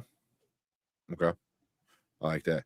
I don't think she does, but again, like Brandon said, I wouldn't be surprised, but I'm not really holding my breath either. You know, yeah. So I think whatever we saw of the Scarlet Witch, you know, in episode like 1 with like a dead body and stuff like that, I think we might get something else similar to that, you know, but we're not going to see Elizabeth Olsen. I don't think. Yeah, I don't think so. It'd be cool, but I don't think so. Or save that one for Rebel Ridge. As long as Agatha doesn't trap Ralph Boner in a bathroom and do what she did to Dale and Step Brothers. What'd you say? Stay golden, pony boy, or she would. She's Step Brothers. So I love Step Brothers. And Step Brothers. Yeah, that's the first time I saw Catherine Hahn in anything, and watching like a lot of the bloopers and stuff, and them talking about Catherine Hahn, how when she came onto set, like she was like the person that not a lot of people knew, and she just like blew everyone away on how like funny she was. So I love seeing the characters back from WandaVision. Yes, yeah, we get all the neighbors and stuff like that, which is really interesting. I really appreciated that they all knew what happened, but they all just like, shh, don't say your name, don't say your name. Yeah, you know. So it's like it's you know, kind of, and then they all kind of played along with whatever style Agnes was playing. You know, she was like Agnes, true cop or true detective kind of style, or whatever she said. You know, but it was like just everyone just played along with it, though. You know, but did they, or were they still under a spell? Yeah, I don't know. I don't think they were under a spell, because I think they all knew what they were doing. But it's like, did they do it because they know if they didn't, she would like get revenge? Like that's my question, is like, why did they all play along with Agatha? I just don't think they did. They were playing along, so that's why I kept on. Yeah. They were under like they were also still under some type of transit, just towards her. Like she's now the middle of the story. Yeah. But then that kind of got thrown and blown to piss when I was able to leave Westview. So I was like, yeah. Oh man, that's as she was leaving, and you go to Wanda's home, you know, her unbuilt home with the foundation, and it says like evil witch on there, and it has like her logo with like a cross in it. But then like to have Agatha go and like look at it and like spit on it and shit like that, I was like it is like hatred, you know. And that's why I don't see her turning into like a anti-hero. I think she's gonna be a bad guy still, which I'm kind of here for. Yeah, I almost forgot about her giving her unfinished house the old hawk tour, but very much very much is consistent with her character though. Yeah. Mm-hmm. Do you guys want to see Agatha become like an anti-hero, or do you still want to see her be like the bad guy? I don't see yeah, I kind of want to see them pull the trigger with her being just full on villain. Yeah. I think we kind of need more characters like that in the MCU that aren't like like most of them are heroic or at best like an anti-hero of sorts. Mm-hmm. I'd love to see them follow like have like villains be the protagonists, so to speak. I think would be pretty cool. Yeah, I like it. Agatha gave me Hocus Pocus, just Marvel Studio version. At the beginning, kind of did, yeah. Mm-hmm. Yeah, I think it's gonna get a little bit darker. I think it'll get a little darker. Yeah, I'm for that too. But I mean, it's not gonna be Deadpool. No, yeah. Even Deadpool wasn't like dark. It was violent and I'm talking about like R-rated stuff. R-rated, you're not gonna see like bodies all over the place. I think it's gonna be more like Beetlejuice. Yeah, I can see that. Like if something scary happens, they turn away. You see the backside of the scariness. Never full on crazy. Full. I mean, from the trailer, you still got that chick that does the upside down crab walk kind of thing. So I'm kind of curious to see what how creepy are they going to get it? Because I wonder if they can go like old school Exorcist, because so many people are like not phased by that stuff anymore. Like if you have not as much as they were back in the day. Yeah, so if you get somebody like spinning their head and obviously you're not doing stuff with the cross and stuff like that, but the head spinning and projectile vomit and the crab walking and stuff like that and the crazy stuff, like kids aren't phased by that stuff, like so I think they can get away with stuff like that. Xavier said Herb and Mrs. Hart provided comic relief. Yep. Yeah. But even Agatha did a little bit too.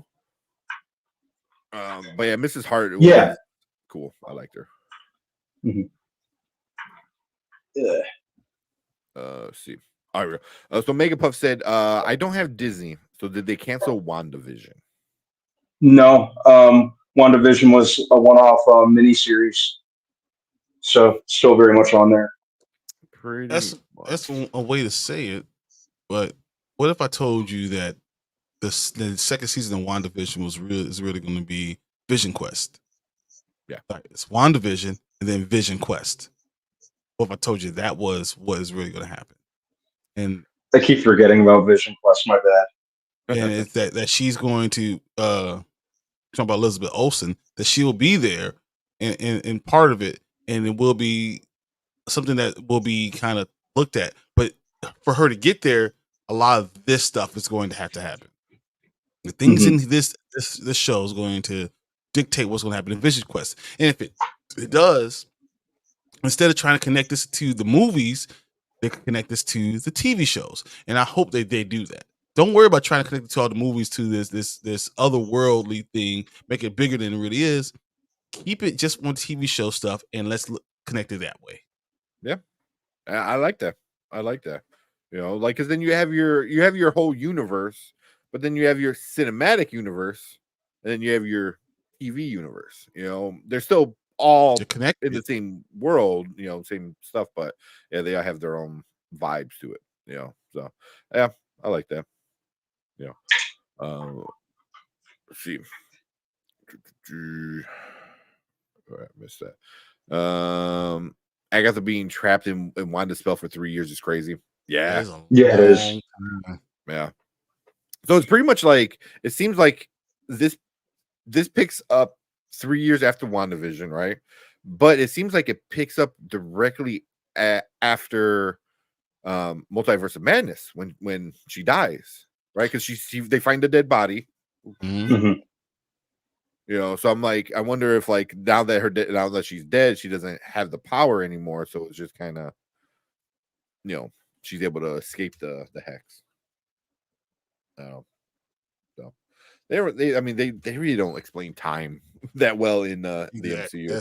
I'm like, in all the Multiverse of Madness wasn't that long, was it? I mean, was it 3 years of her trying to get over Vision? Like, Yeah, did they ever really say how long Multiverse of Madness was after WandaVision?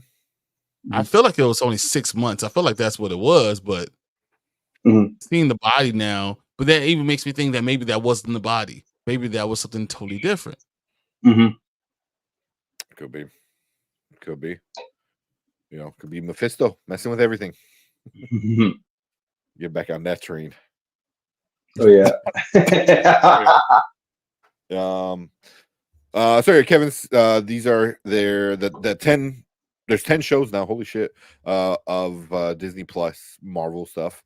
It's number 1, WandaVision. Number 2, Falcon Winter Soldier. Number 3, Loki. Then Hawkeye, Miss Marvel, Agatha All Along, Secret Invasion, She-Hulk, Moon Knight, and Echo. How Secret Invasion is not number like all the way at the bottom. Like, I think Secret Invasion was a terrible fan ending, but it wasn't a terrible series. Like the series could have been really good if they would have stuck the landing. I thought that the first 5 was building into something and then just fell off. So I don't know. I think Miss Marvel should be higher than Hawkeye. Yes. I think Moon Knight should be higher than all those at the bottom. I think Moon Knight should come all the way up to like in front of Hawkeye. Like I could see Moon Knight being 5 for me. Hawkeye needs to drop a lot. I liked I liked Hawkeye, but it's one of those that I can only watch during one specific season. In this case, it's Christmas. You know, it's like Lethal Weapon or Die Hard. Very very buddy Christmas. You know, it's a Christmas show. I look at it like I look at Die Hard. Yeah, I like Echo more than most people too. I guess I'm thinking about it. Right? I liked Echo. Yeah, I liked most of these. I liked. I think Secret Invasion is kind of at the bottom for me, just because it was a good premise that unfortunately they just didn't do enough with. It even could have been like more Avengers level. Like if Disney decided to splurge and make it more Avengers level and managed to get like most of the at least like most of like the major Marvel players back alongside Nick Fury, it could have been cool. Like it really could have been awesome. They just didn't do enough with it. I think the show was frustrating, if I had to sum it up in a word, especially the way it ended. They just didn't do you know, if you're going to play with the concept of the Skrulls invading, you really need to go all out with it, because it could have been amazing. Yeah, it's a movie level idea that couldn't get fleshed out in a TV show. You can't flesh out like a thing like that in a TV show. Need more money and a lot more bigger budget to be able to figure a lot of this stuff out. It's funny for me. Secret Invasion and She-Hulk are in the same realm. But I think Secret Invasion could have been better than She-Hulk, but I have Secret Invasion below She-Hulk. Yeah. You know, I think She-Hulk basically delivered what it promised. Yeah, you know, but I don't think it had like, even if they did it differently, I don't think it would have rose up my ranking. I think Secret Invasion could have rose on my ranking if they did it differently. She-Hulk was just She-Hulk. Yeah, you know, it was basically exactly what they promised. You know, a legal 30-minute legal comedy. It was basically Ally McBeal with a superhero. You know, so I don't know. Ally McBeal is much better than She-Hulk. I wouldn't know. I only watched like I think I've only ever seen like I think I've only ever watched like 1 or 2 episodes of Ally McBeal in their entirety. So, I watched Ally McBeal. She-Hulk wasn't Ally McBeal. No, it was not. It wanted to be. It tried to be. It wasn't there. Yeah. I mean, if I gotta put it, I gotta put Loki number 1, WandaVision, Falcon Winter Soldier,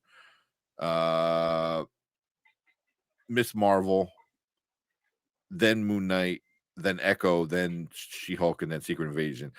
Agatha, for me, it's hard to tell with 2 episodes because I don't know where to put because She-Hulk and Secret Invasion, after the first 2 episodes, I was like, okay, I'm interested, and then that turned into shit. So, but as of right now, it's good, and as of right now, I can see it being somewhere in my like number 6, like above the trash bottom ones. But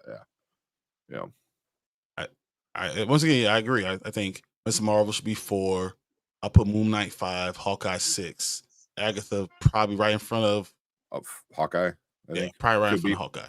Right there. That's where I'm leaving. I'm leaving it right there with Hawkeye. It's like, all right, this is your placeholder. Yeah. Let's see. Yeah. Can you get better than this, or you'll be worse than this? Let's see. Yeah. And people hated Miss Marvel. I absolutely loved it. I really liked Miss Marvel. I feel like it was good. Yeah. I think they were expecting too much from it, and we just got like a kid show. It was a coming of age kind of kid learning things, and I thought it was good. Which I think at this point in time in the MCU worked, basically to have the POV character essentially be a fangirl or a kid who's witnessed all these fantastical things. So I think it came out. I think they came out with Miss Marvel at just the right time, and I think Iman Vellani is just so damn charming as Kamala Khan. Yeah, like I really like her as that character. I think it's one of the better pieces of casting in the MCU in recent years. That I really can't picture anyone else playing that role. So she's the reason, a very big reason the show worked, because she just brought that energy that it needed, that character would not have worked without. Yeah. I think Miss Marvel is 5, or 4 or 5. Yeah, right there, like 4 or 5. I could argue either one. I think Miss Marvel's probably better than Moon Knight. So yeah, Miss Marvel's 4, Moon Knight's 5. That's probably where it's going to be. Miss Marvel should have been a movie. They should have made her a movie, because now she's never going to be at that level of movie character. You know what I mean? And that really sucks. Yeah, I'd have been good with a movie for sure. Because Loki is there because he's always been in the movie. He started off in the movie. It doesn't matter. You didn't lose anything with that. Same thing with Wanda. Wanda Maximoff has been awesome. She was awesome in Endgame. You have that. Falcon and Winter Soldier, I feel like, added to the lore of them. And it's going to be even bigger in Captain America, because you have had him in all these other things. So, Miss Marvel should have been in the movie first. Introducing her in the TV show was not right. Yeah, and I really liked Falcon and Winter Soldier too. I think they just kind of fumbled the ball with the lead villain. I guess we were supposed to an extent sympathize with her when she finally got offed. I didn't. I just think that the lead villain was America. It was America, and not accepting a black man. So that's for me. It's real simple. Like, who's the lead? The government. It's just real simple. That was the problem. That's the villain of the series. Yeah, and the fact that you can't get out your own mind to get out your own way to be accept another person as Captain America. So for me, that was always that's the name of the show.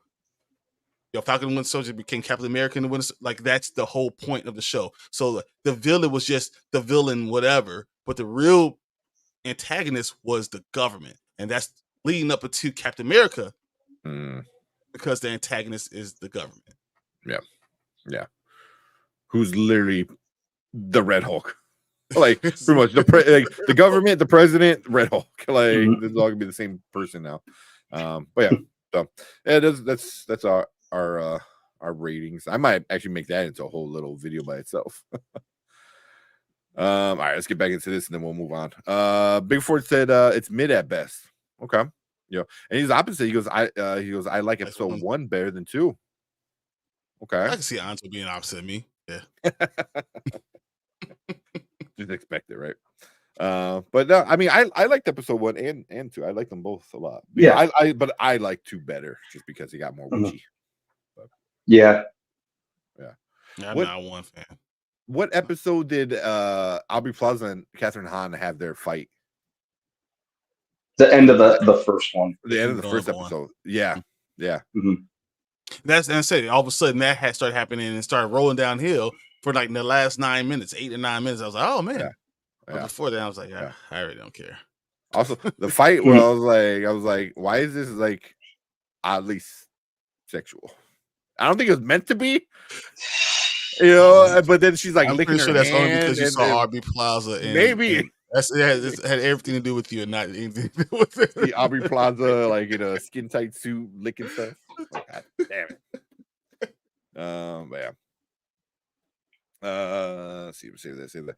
I feel like the spell made Agatha seem more in her story as characters. Yeah. Which is good because that's what you want. You want the new main character of the show to be the main character. So you took the villain and making her the main character by literally making her the main character of like this fake story you're doing. So he's saying that he thinks that the actual spell made her see them as the characters in her story, even though that's not what was actually happening. He's saying that he thinks I got you. The spell made her feel like that was what's going on. It had nothing to do with actually what's happening in reality. I like that. She was just like a crazy person screaming at people. And in her head, it's like she's in the forest. And meanwhile, she's just rolling around in the grass. Yeah, everyone else is like, I can see that. I wonder. Yeah, I like that. I wonder if Modor could show up. Mordor. She's the last Illuminati, almost as dangerous as Wanda. I feel like they're still waiting for. Yeah. Go ahead. For a Doctor Strange movie. I'm still waiting on that son of a bitch to get his comeuppance. I know. Friggin' dick. Dude re-paralyzed a guy who wasn't hurting anyone. Dude just wanted his power to play basketball. Mordo can go to hell. Fucker. He's very rigid. And they explained that at the beginning. Like, hey, he's a rigid person. That's just what you're going to get with him. Mm-hmm. He was a bitch. He was a whole bitch. Feel come cute. Brandman's gonna go into the Venom movie and see that actor and be like, "Oh, fuck you! I know what you did." And I like Chiwetel Ejiofor. Yeah, totally butchered that pronunciation. I know. I like him. Only roles I have not liked that he played. I didn't like his character as Mordo, and I don't know. He didn't do much for me as Scar in Lion King. He just yelled 90% of his lines. That's true. I was gonna say, no, I can imagine like the Brandman's like, no, you do not mess over Benjamin Bratt. You let that man play basketball. He was not hurting anyone. No, he's too good looking to be that guy. He can take his powers. He probably still be fine with everyone else. Probably still get a fine woman and all the stuff and not be able to walk or whatever. So whatever, take it away. I don't care. A long or way too long. Here's a good question. Travis said, I wonder if Strange or Wong could undo her hex since she's gone, but not sure how that works. That's interesting. Did they just not give a shit? Or what? Her hex, if her hex is still working, I feel like she's not all the way gone. Because she was written into the story and we never saw the body and the face. True. But say if it was 3 years and she was gone. So Dr. Was it Multiverse of Madness was 3 years after WandaVision. Like none of those motherfuckers could have gone and like help Agatha out, or were they just like, nah, she's evil anyway? Well, Doctor Strange is traveling, he left, so. Well, yeah, I mean in the movie, but before the movie though, you know what I mean? he wasn't doing shit. He was going to weddings and shit. Mhm. It's like, Hey, I don't know. Hey, Christine is fine. So losing her, that hurt his heart. Yeah. Forget everybody else. I'll Rachel McAdams beyond fine. So whatever. Yeah. If she's really gone, then why is the hex so active? That's why I think she's not totally gone. Yep. I tried to watch Agatha, but I only got 10 minutes through, and I was like, I was just too busy to catch it. Okay. I understand. Yeah. Yeah. That was me with Penguin. Oh. Yeah, same. Obviously. Really hope, oh man, everyone's talking about P. Diddy. I was like, I'm sorry, I will not be baited into that conversation. I made enough memes and jokes about it so far. Hey, I could talk about P. Diddy all the time because a lot of people have been telling. 50 told you, J. Cole told you. I mean, R. Kelly knew. I ain't gonna do Diddy after party. So just saying. All right, let me see if my internet has gotten any better. I'm gonna try to share this. You really don't need any. Oh yeah, mine has been acting up too. Yeah. So I've been seeing this a lot. Is P. Diddy running away from the cops? I've seen this one. I have not seen this one.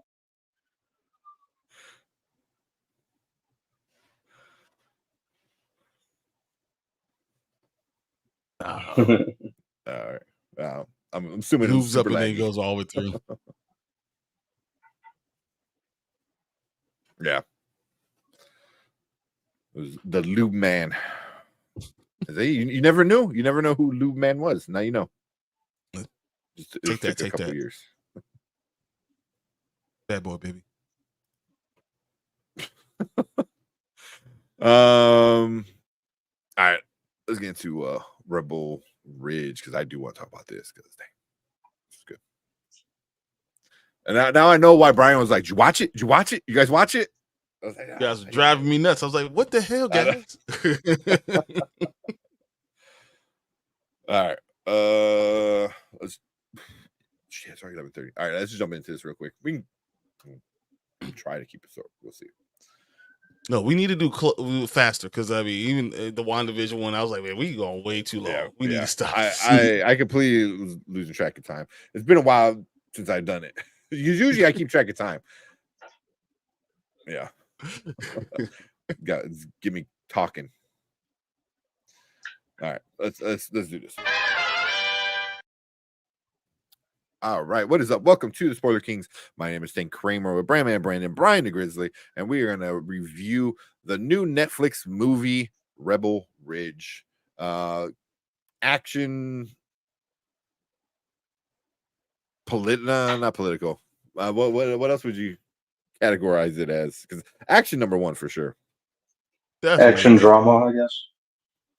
Dealing with corruption and things like that. So I thought that was highlighting corruption in small town. Yeah. But yeah, cool. So yeah, we're gonna talk about this one. It's on Netflix. So if you haven't watched it, pause the video, go check out Netflix. Everyone has Netflix, right? Go watch it.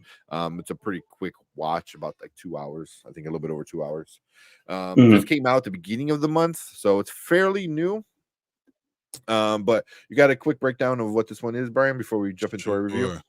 Say a former Marine confronts corruption in a small town when local law enforcement unjustly seizes the bag of cash he needs to post bail for his cousin.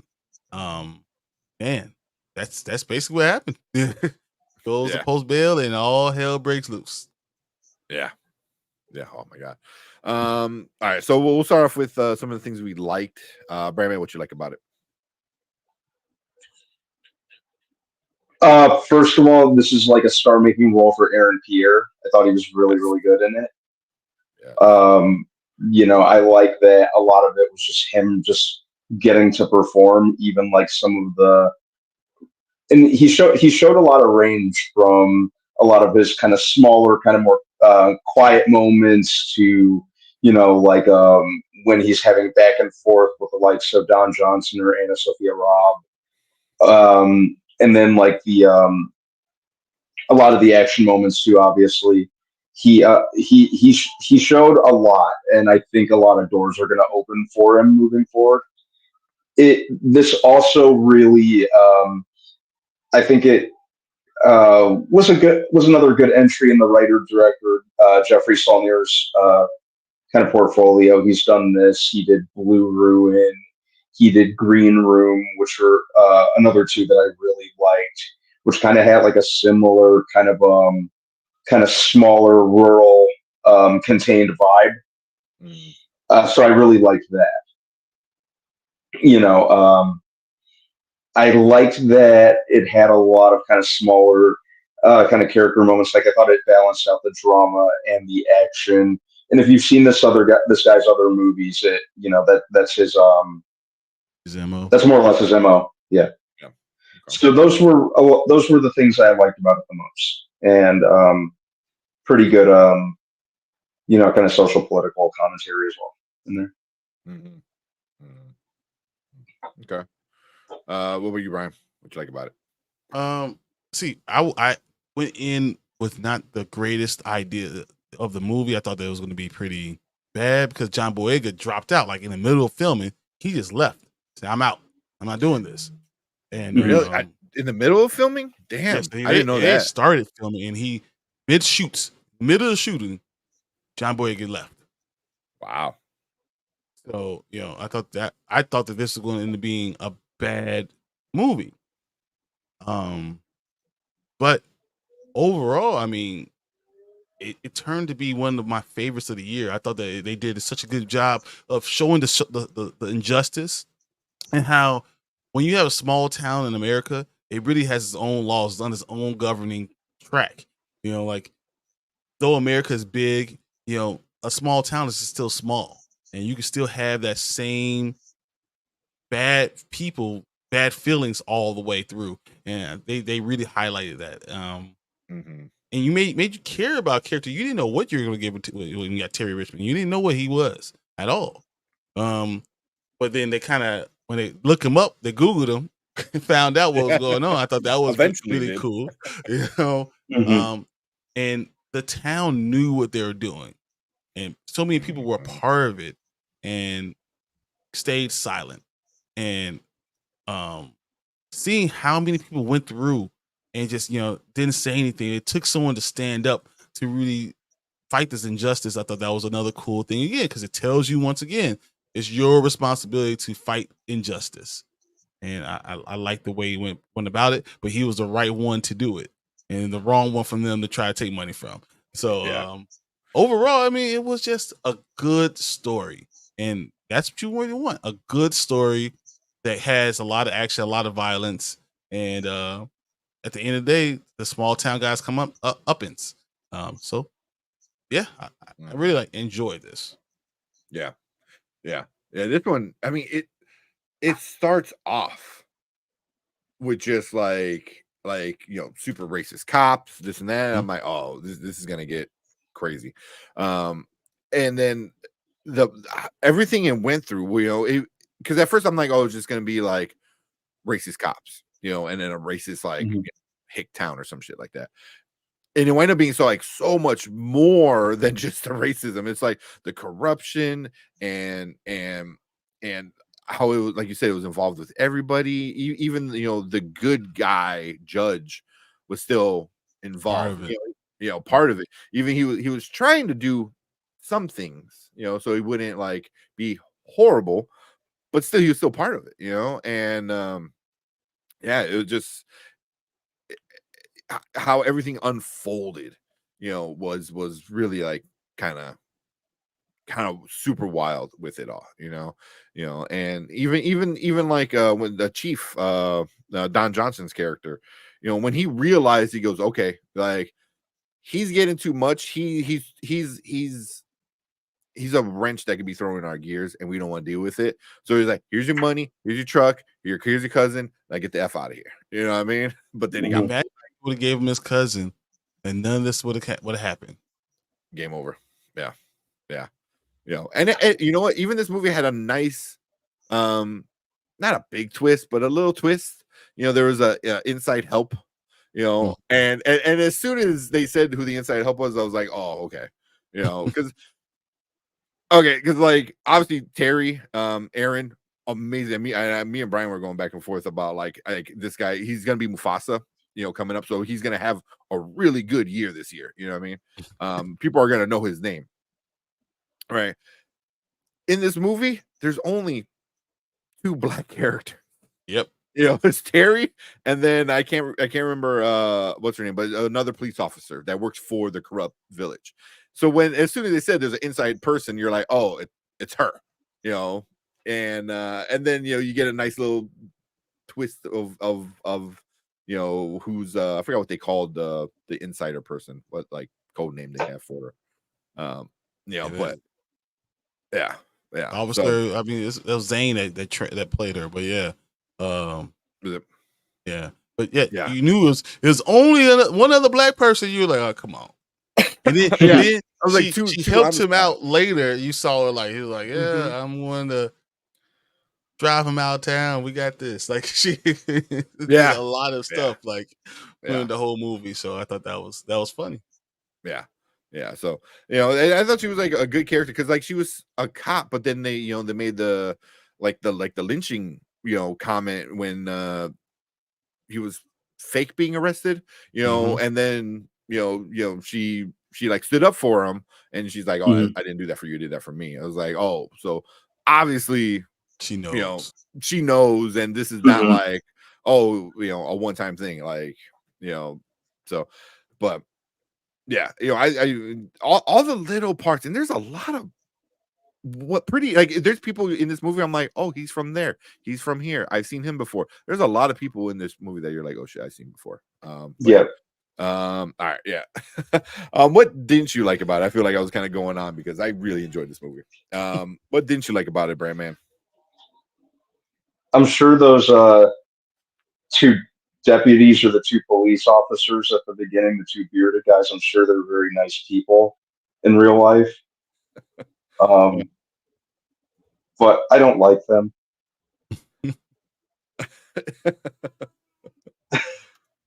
Well, what's his name? David Denman. He's been in a bunch of stuff. Yeah. No, I'm kidding. I'm sure they're very nice people in real life. They just had me wanting to reach through the screen, but that was the point of it, right? Yep. Yeah. No, I think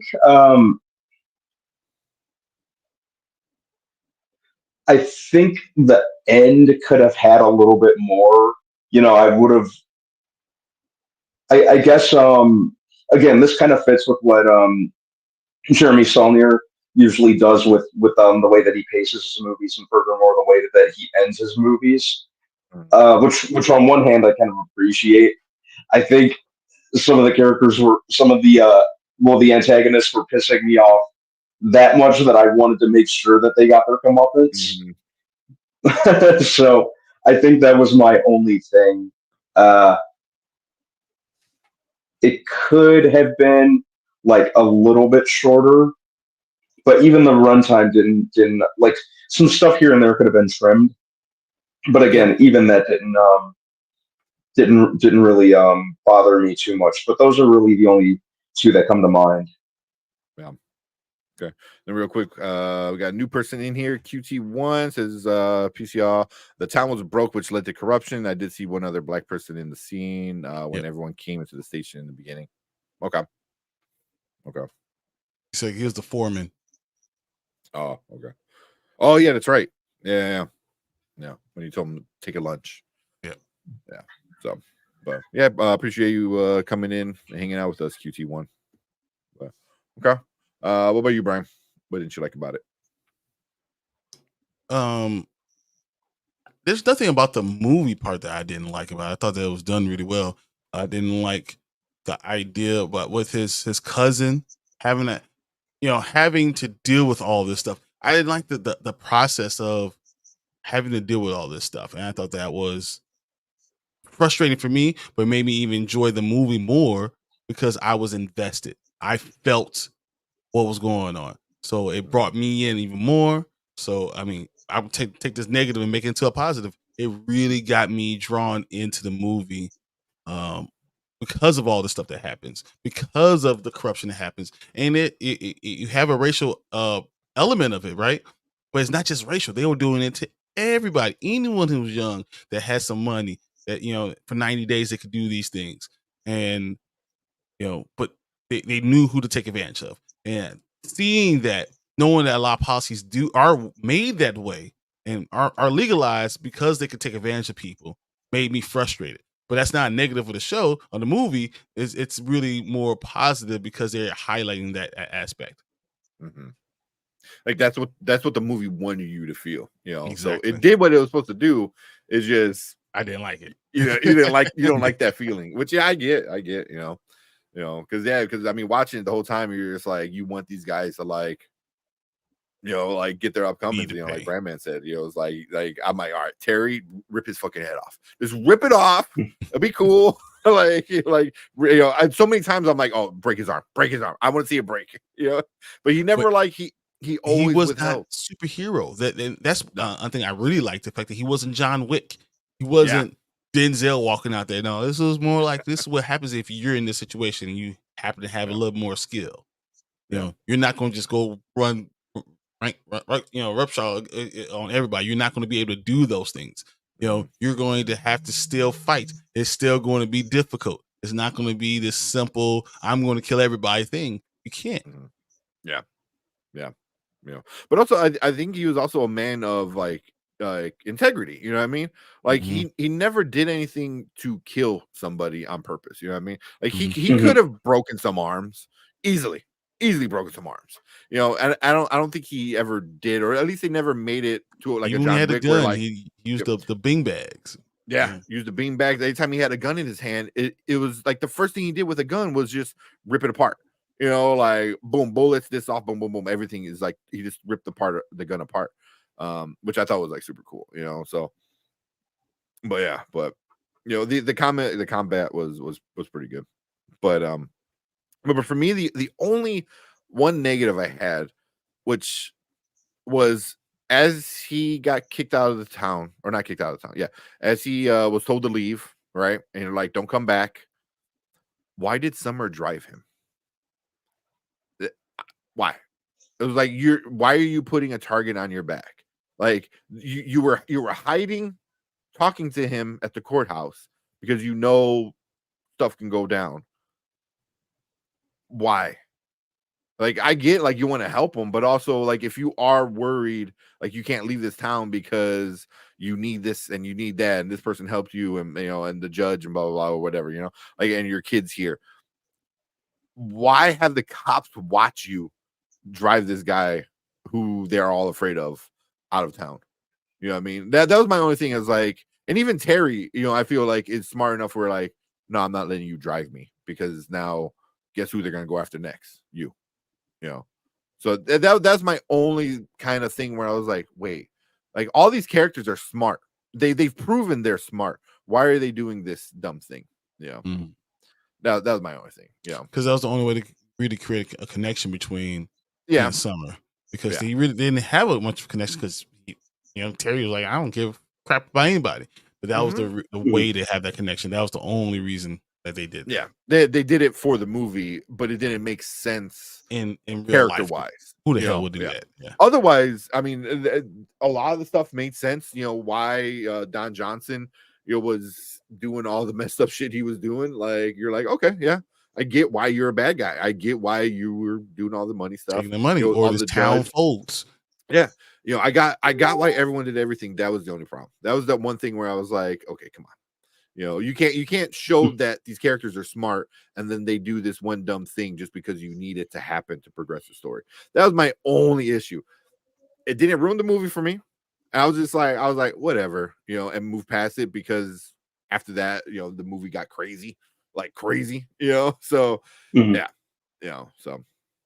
that was my one little flaw that I saw with it. Besides that, it was good. It was really good.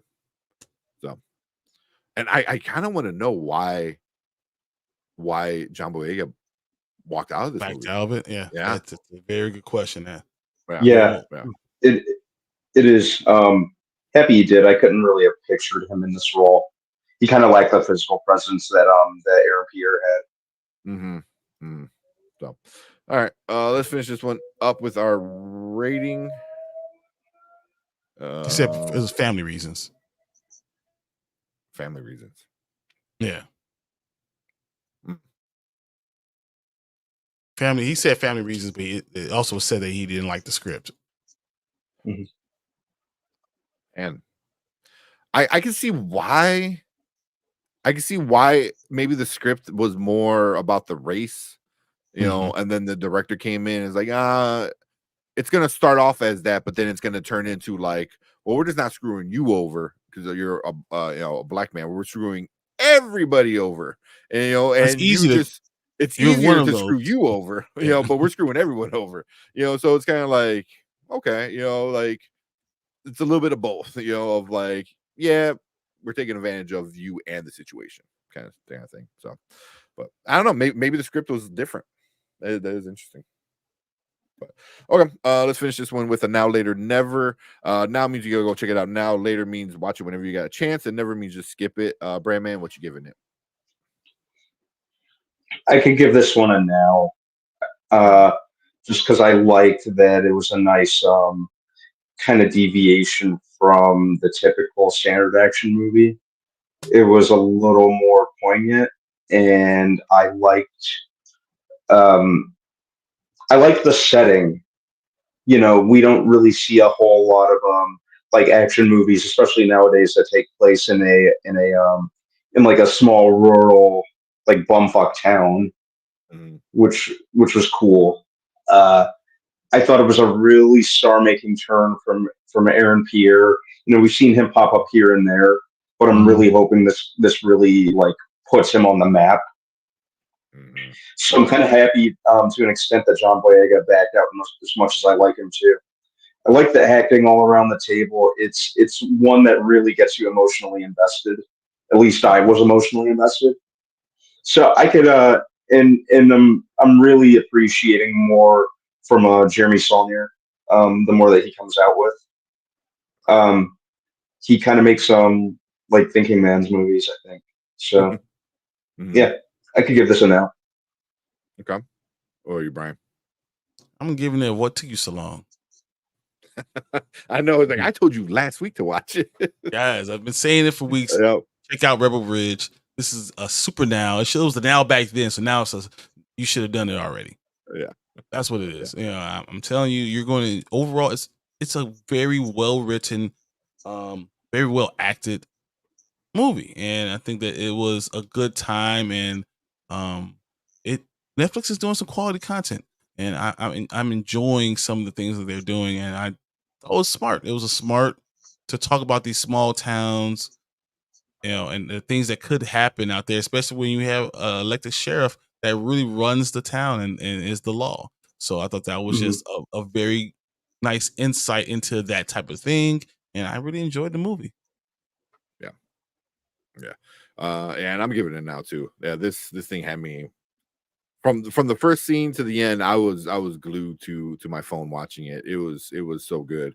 And like you said, it has everything. The action is on point. The emotional feelings you have towards everybody and everything, you really get emotional at times, like angry a lot of usually with the emotions. You get very angry at times. But I heard somebody say this is a modern version of a Black Rambo, and I think that's a pretty spot on like comparison, Yeah. Rambo was very over the top, obviously, so that's why this is a little more modern. It's not as crazy, but it's still the same thing. Like soldier guy gets screwed over by the government, kind of thing. But yeah, it is a great movie. Highly recommend it. But yeah, those are our thoughts for Rebel Ridge. Leave a comment down below if you're watching on the replay. Let us know what you think about it. If you like it, you hate it, any thoughts, any parts that you really enjoyed or maybe got you really upset, leave a comment, let us know. Hit that like button, hit that subscribe button too. We appreciate you guys coming in and checking us out. And if you are watching live, stick around because we're going to bring in your comments and talk about this one a little bit more.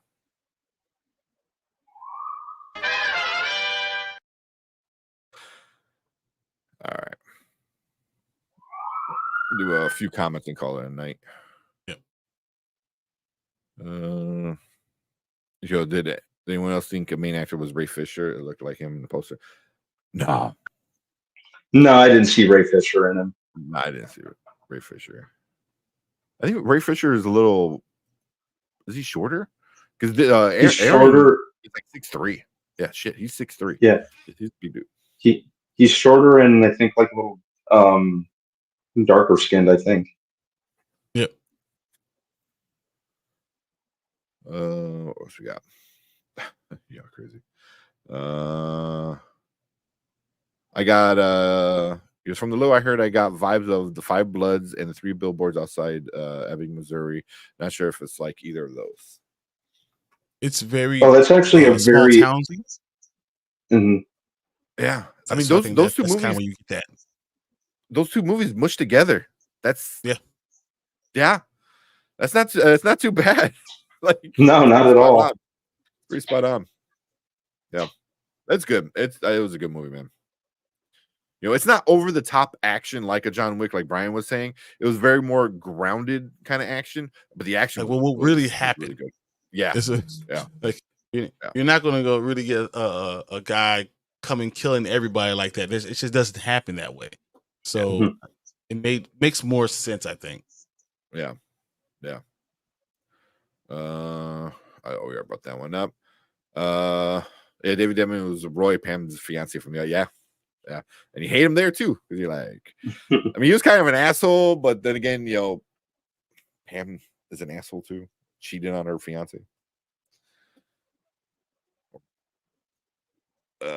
See, Mama Bear said a great actor can make you hate them. Yeah. And was that Imelda Staunton? Professor Umbridge. Oh yes, had the most hated character in all of Harry Potter movies. Yes. Oh my God! Tell him, shut up. You tell him, shut up. Talking to Dumbledore like you must have lost your damn mind. I know. That's right. Yeah. Oh yeah, you hated her. Oh, still hate her. If Don Johnson's 80s hit Heartbeat doesn't play in the film, then it's a negative. I don't think it does, but it's funny. QT1 said I didn't like the combat scenes being so slow. Yeah, it looked like rehearsals. Okay. All in all, it was good in my opinion. Said combat scenes were reminiscent of David Curd in Kung Fu. I feel like it's realistic because that's how combat really happens when you're doing hand-to-hand combat.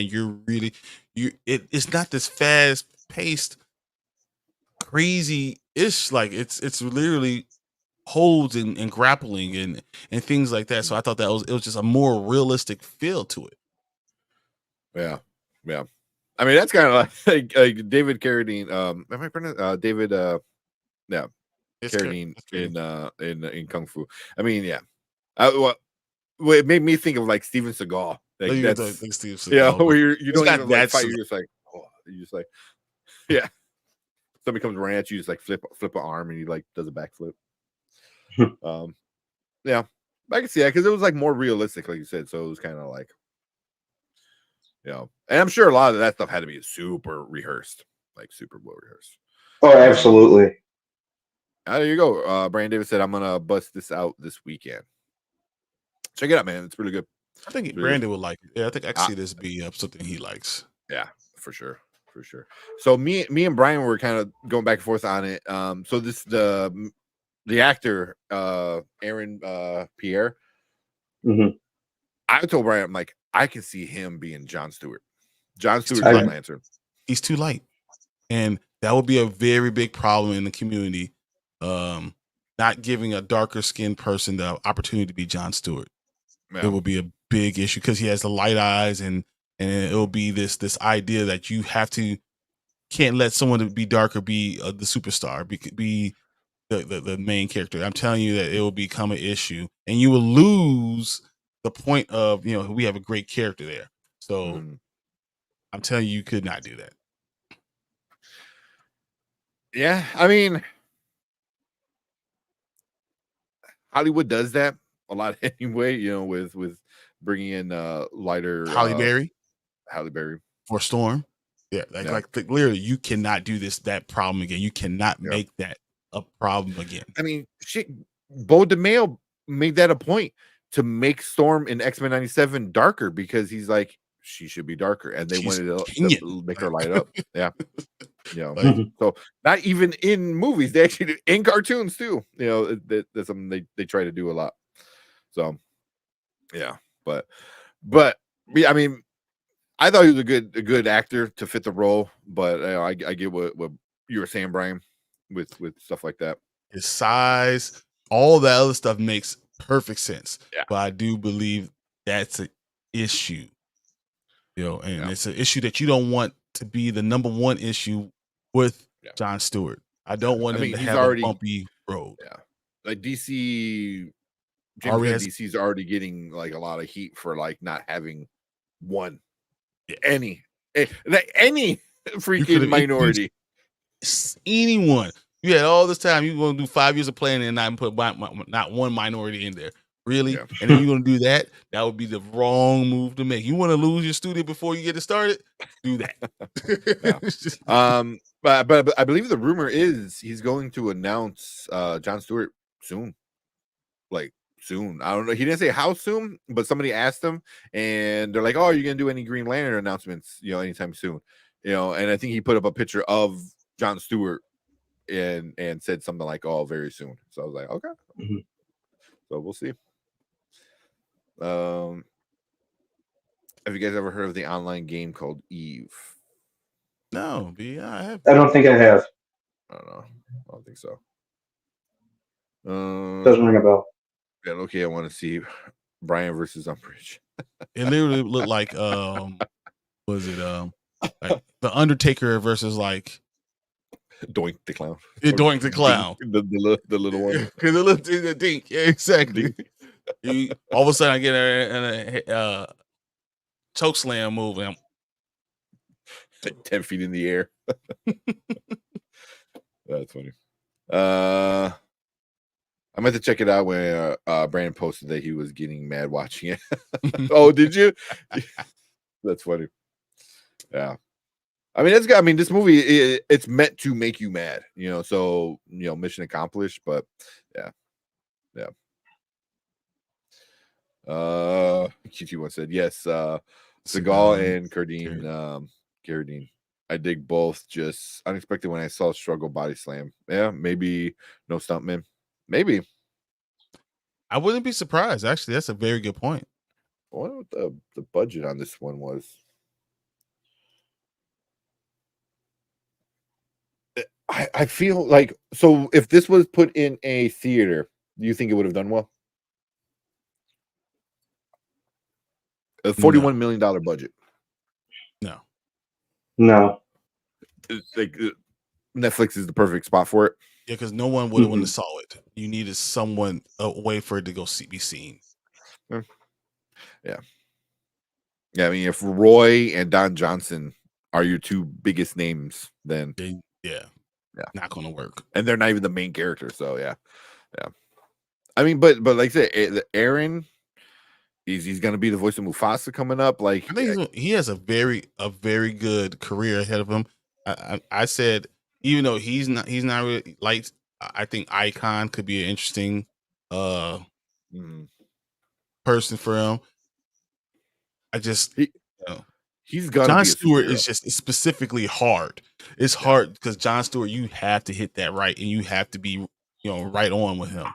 Cannot mess that up. He is probably, I know what Chill thinks about Green Lantern, but he's probably one of the best, most well-known Black superhero characters.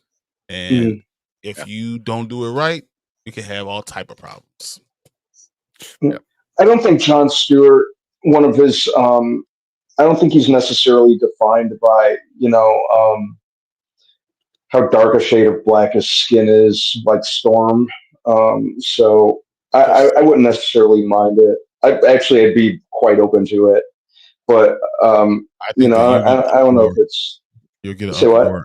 You'll get an uproar, and you also will lose the running that you're getting like the positivity that you'll be getting from a DC's studio. You would just not get what you want out of it. People are gonna be like, why can't you do this? Why can't you do this? You always whitewashing or making them. It's almost like you can't have a strong, darker character, and that's what the narrative will be. Instead of saying Jon Stewart is a badass person, and this is a great story, and we really need to focus on it. And I would just want to avoid that as being the issue. Well, I'm not too worried about that. No one pissed and moaned too hard about Halle Berry or Alexandra Shipp. I pissed him on, and people are still bringing that shit up now. Still bringing it about up, Halle yeah. Berry. Like people still bringing that shit up. It's like are they though? Much as little as I cared for both of them, I'm unfortunately I haven't heard too much of an uproar. Yeah. I thought that was a big issue. Yeah. Don't get me wrong, I did too. No, unfortunately, it didn't seem like it didn't seem like a whole lot of people did. I think there was a lot of people that said that about Halle Berry back then. It was a lot of stuff. Yeah. I think now you hear people talk about it more because I think more people have voices, because of the internet. Back then, it was whatever the critic said, So now you have like people like someone like Chill, going out there saying this stuff. Dre Max says this stuff. Planet Fanatic says, talks a lot about that stuff. So, you have people talking about it and bringing it out to the forefront, I think, which is important. So the best part was that they never blamed Halle Berry. They blamed casting. And I thought that was very important to not blame Halle Berry for doing it. Because if someone offers me a thing, I'm going to take it. You blame Bryan Singer for X-Men 1, 2, and 3. You blame him. I blame you for Superman Returns. You suck. Suck, Bryan Singer. Yeah, I'm not a fan of Singer. Yeah, no. I saw him portray Malcolm X, and he had that serious sternness. Really? Oh yeah, he sure did play Malcolm X. He sure did. In what? Why is the name of the movie slipping my mind now? What was he in? Old. He was in Brother, Foe. He was in Little Mermaid. The Gaze. 18. Yeah, he sure wasn't. He sure wasn't old. His character's name was Mid-Size Sedan. Oh, is that what it is? Yeah. Yeah. I saw that movie once and I was like, and I barely remembered it. I did not like that one. M. Night Shyamalan really wrote a character named Mid-Size Sedan, and everyone in the room just rolled with it. Yeah. That's so stupid. And also have like a British man play Malcolm X's. This is funny. Yeah. Off the bed. All right, Travis, appreciate it. Yeah, we're gonna be. It's midnight anyway. Yeah. Okay, so I had to look up Eve because that sounded familiar. That video game came out in 2003, so I do remember it because I looked it up. I'm like, oh yeah, I remember. I never played it. Huh. Yeah, I never played it, but I saw it. Are you playing it? Because I'm gonna check it out. I wanted everyone who played to give me input. I think it's like an MMO RPG, so okay. Careful, because you might get sucked into it, and just it's 5 years later. You're like, oh shit, what time is it? I was gonna say, all of a sudden it's Wednesday next week. Yep. Anna dropped Starfire. So much chat said, although that character in the comics was darker.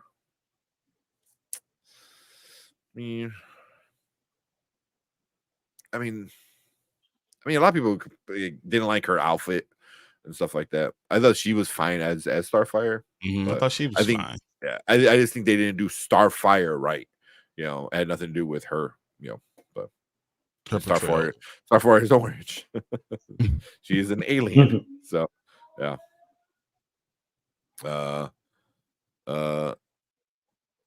Was it Genesis, Malcolm, and Martin? Can't remember if that's the actual title on Hulu. Okay. I don't remember now. It's genius. It's genius. Okay. Genius Malcolm X. He's in that. I don't see it on his IMDb. That was earlier this year, wasn't it? Oh yeah, there it is. There it is. Oh, because I was looking at right? movies. It was a series. Yeah. Series. He was in a few series. Oh, he was in Krypton? He sure was in Krypton. Yeah. Now, yeah, I remember him on Krypton. No. Okay. I didn't watch a lot of it, so I can't like really point out like actors from it, but it was a okay show. More bronzy orange, but not white. Yeah, people were pissed. Yeah, wardrobe did suck. That was horrible. It was terrible. It was like costumes. Oh, well, they had to dress up like she would literally dress up like a prostitute because she stole the prostitute's like outfit, you know, which was just like stupid. Yeah, you know, she's. I mean, I did like the Titans. I just wish they tweaked characters a little bit better. Genius is a series they did on Hulu. Yep. Oh, it was a limited series. Yep, and Krypton too. Yep. So, yeah, cool. All right, let's get out of here. Hopefully, I'm gonna try to start to get the kids into bed a little bit earlier so we can at least start on time. We didn't get any of the trailers done. Huh? I know. I don't know. Maybe we're at this point where we might need to like time ourselves and keep a time restraint on everything. But we'll see. But cool. Let's get out of here. Appreciate all you guys hanging out with us. Thank you so much. I just saw some One Piece casting, so that's why I was like a little distracted. Joe Magneletio, whatever the fuck his name is, he's gonna be Crocodile in One Piece, which is a perfect. I think I scrolled that earlier.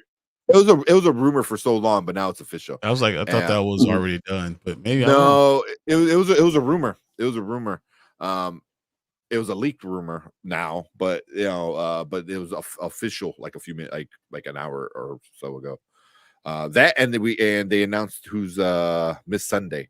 Miss Sunday is Nico Robin, which is a huge casting, and I have no idea who that actress is. So I'm gonna go look up where she's been, because I have no idea who she is. But I like the look. You know, I like the look that they're going very because in the anime everybody's white. Everybody's white. In the show, the creator said he wanted the actors to be more representative of where this time thing is happening. Yeah, you know. So like Alabasta, he was like very Middle Eastern, you know. So he wanted like a Middle Eastern person, which he did, you know. So I'm gonna check out who is playing Miss Sunday because I have no idea who that is. So sorry, I'm about to go distracted. Yeah, let's get out of here. I got the comic book store. That is just a cool cover. Yeah, so yeah, I'm gonna read this now. Nice, but cool. Yeah, let's get out of here. Monday we'll talk Joker and not Joker, Penguin, another Batman villain.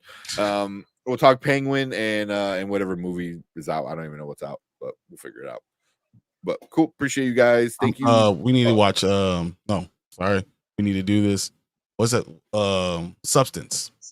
Yes, I've been hearing some shit like good Substance shit about. I'm hearing it. Yeah, I've been hearing it's insane. You need to see it. Yeah, that's what they say. It is crazy. Okay.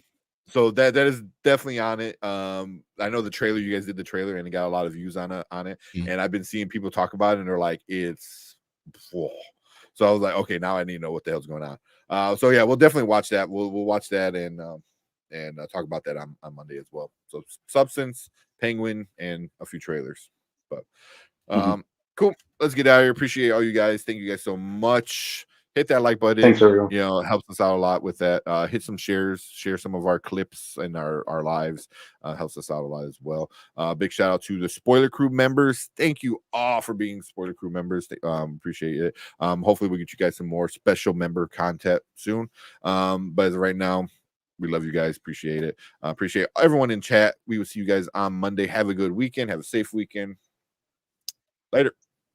Thanks, everyone. Don't forget to like and subscribe.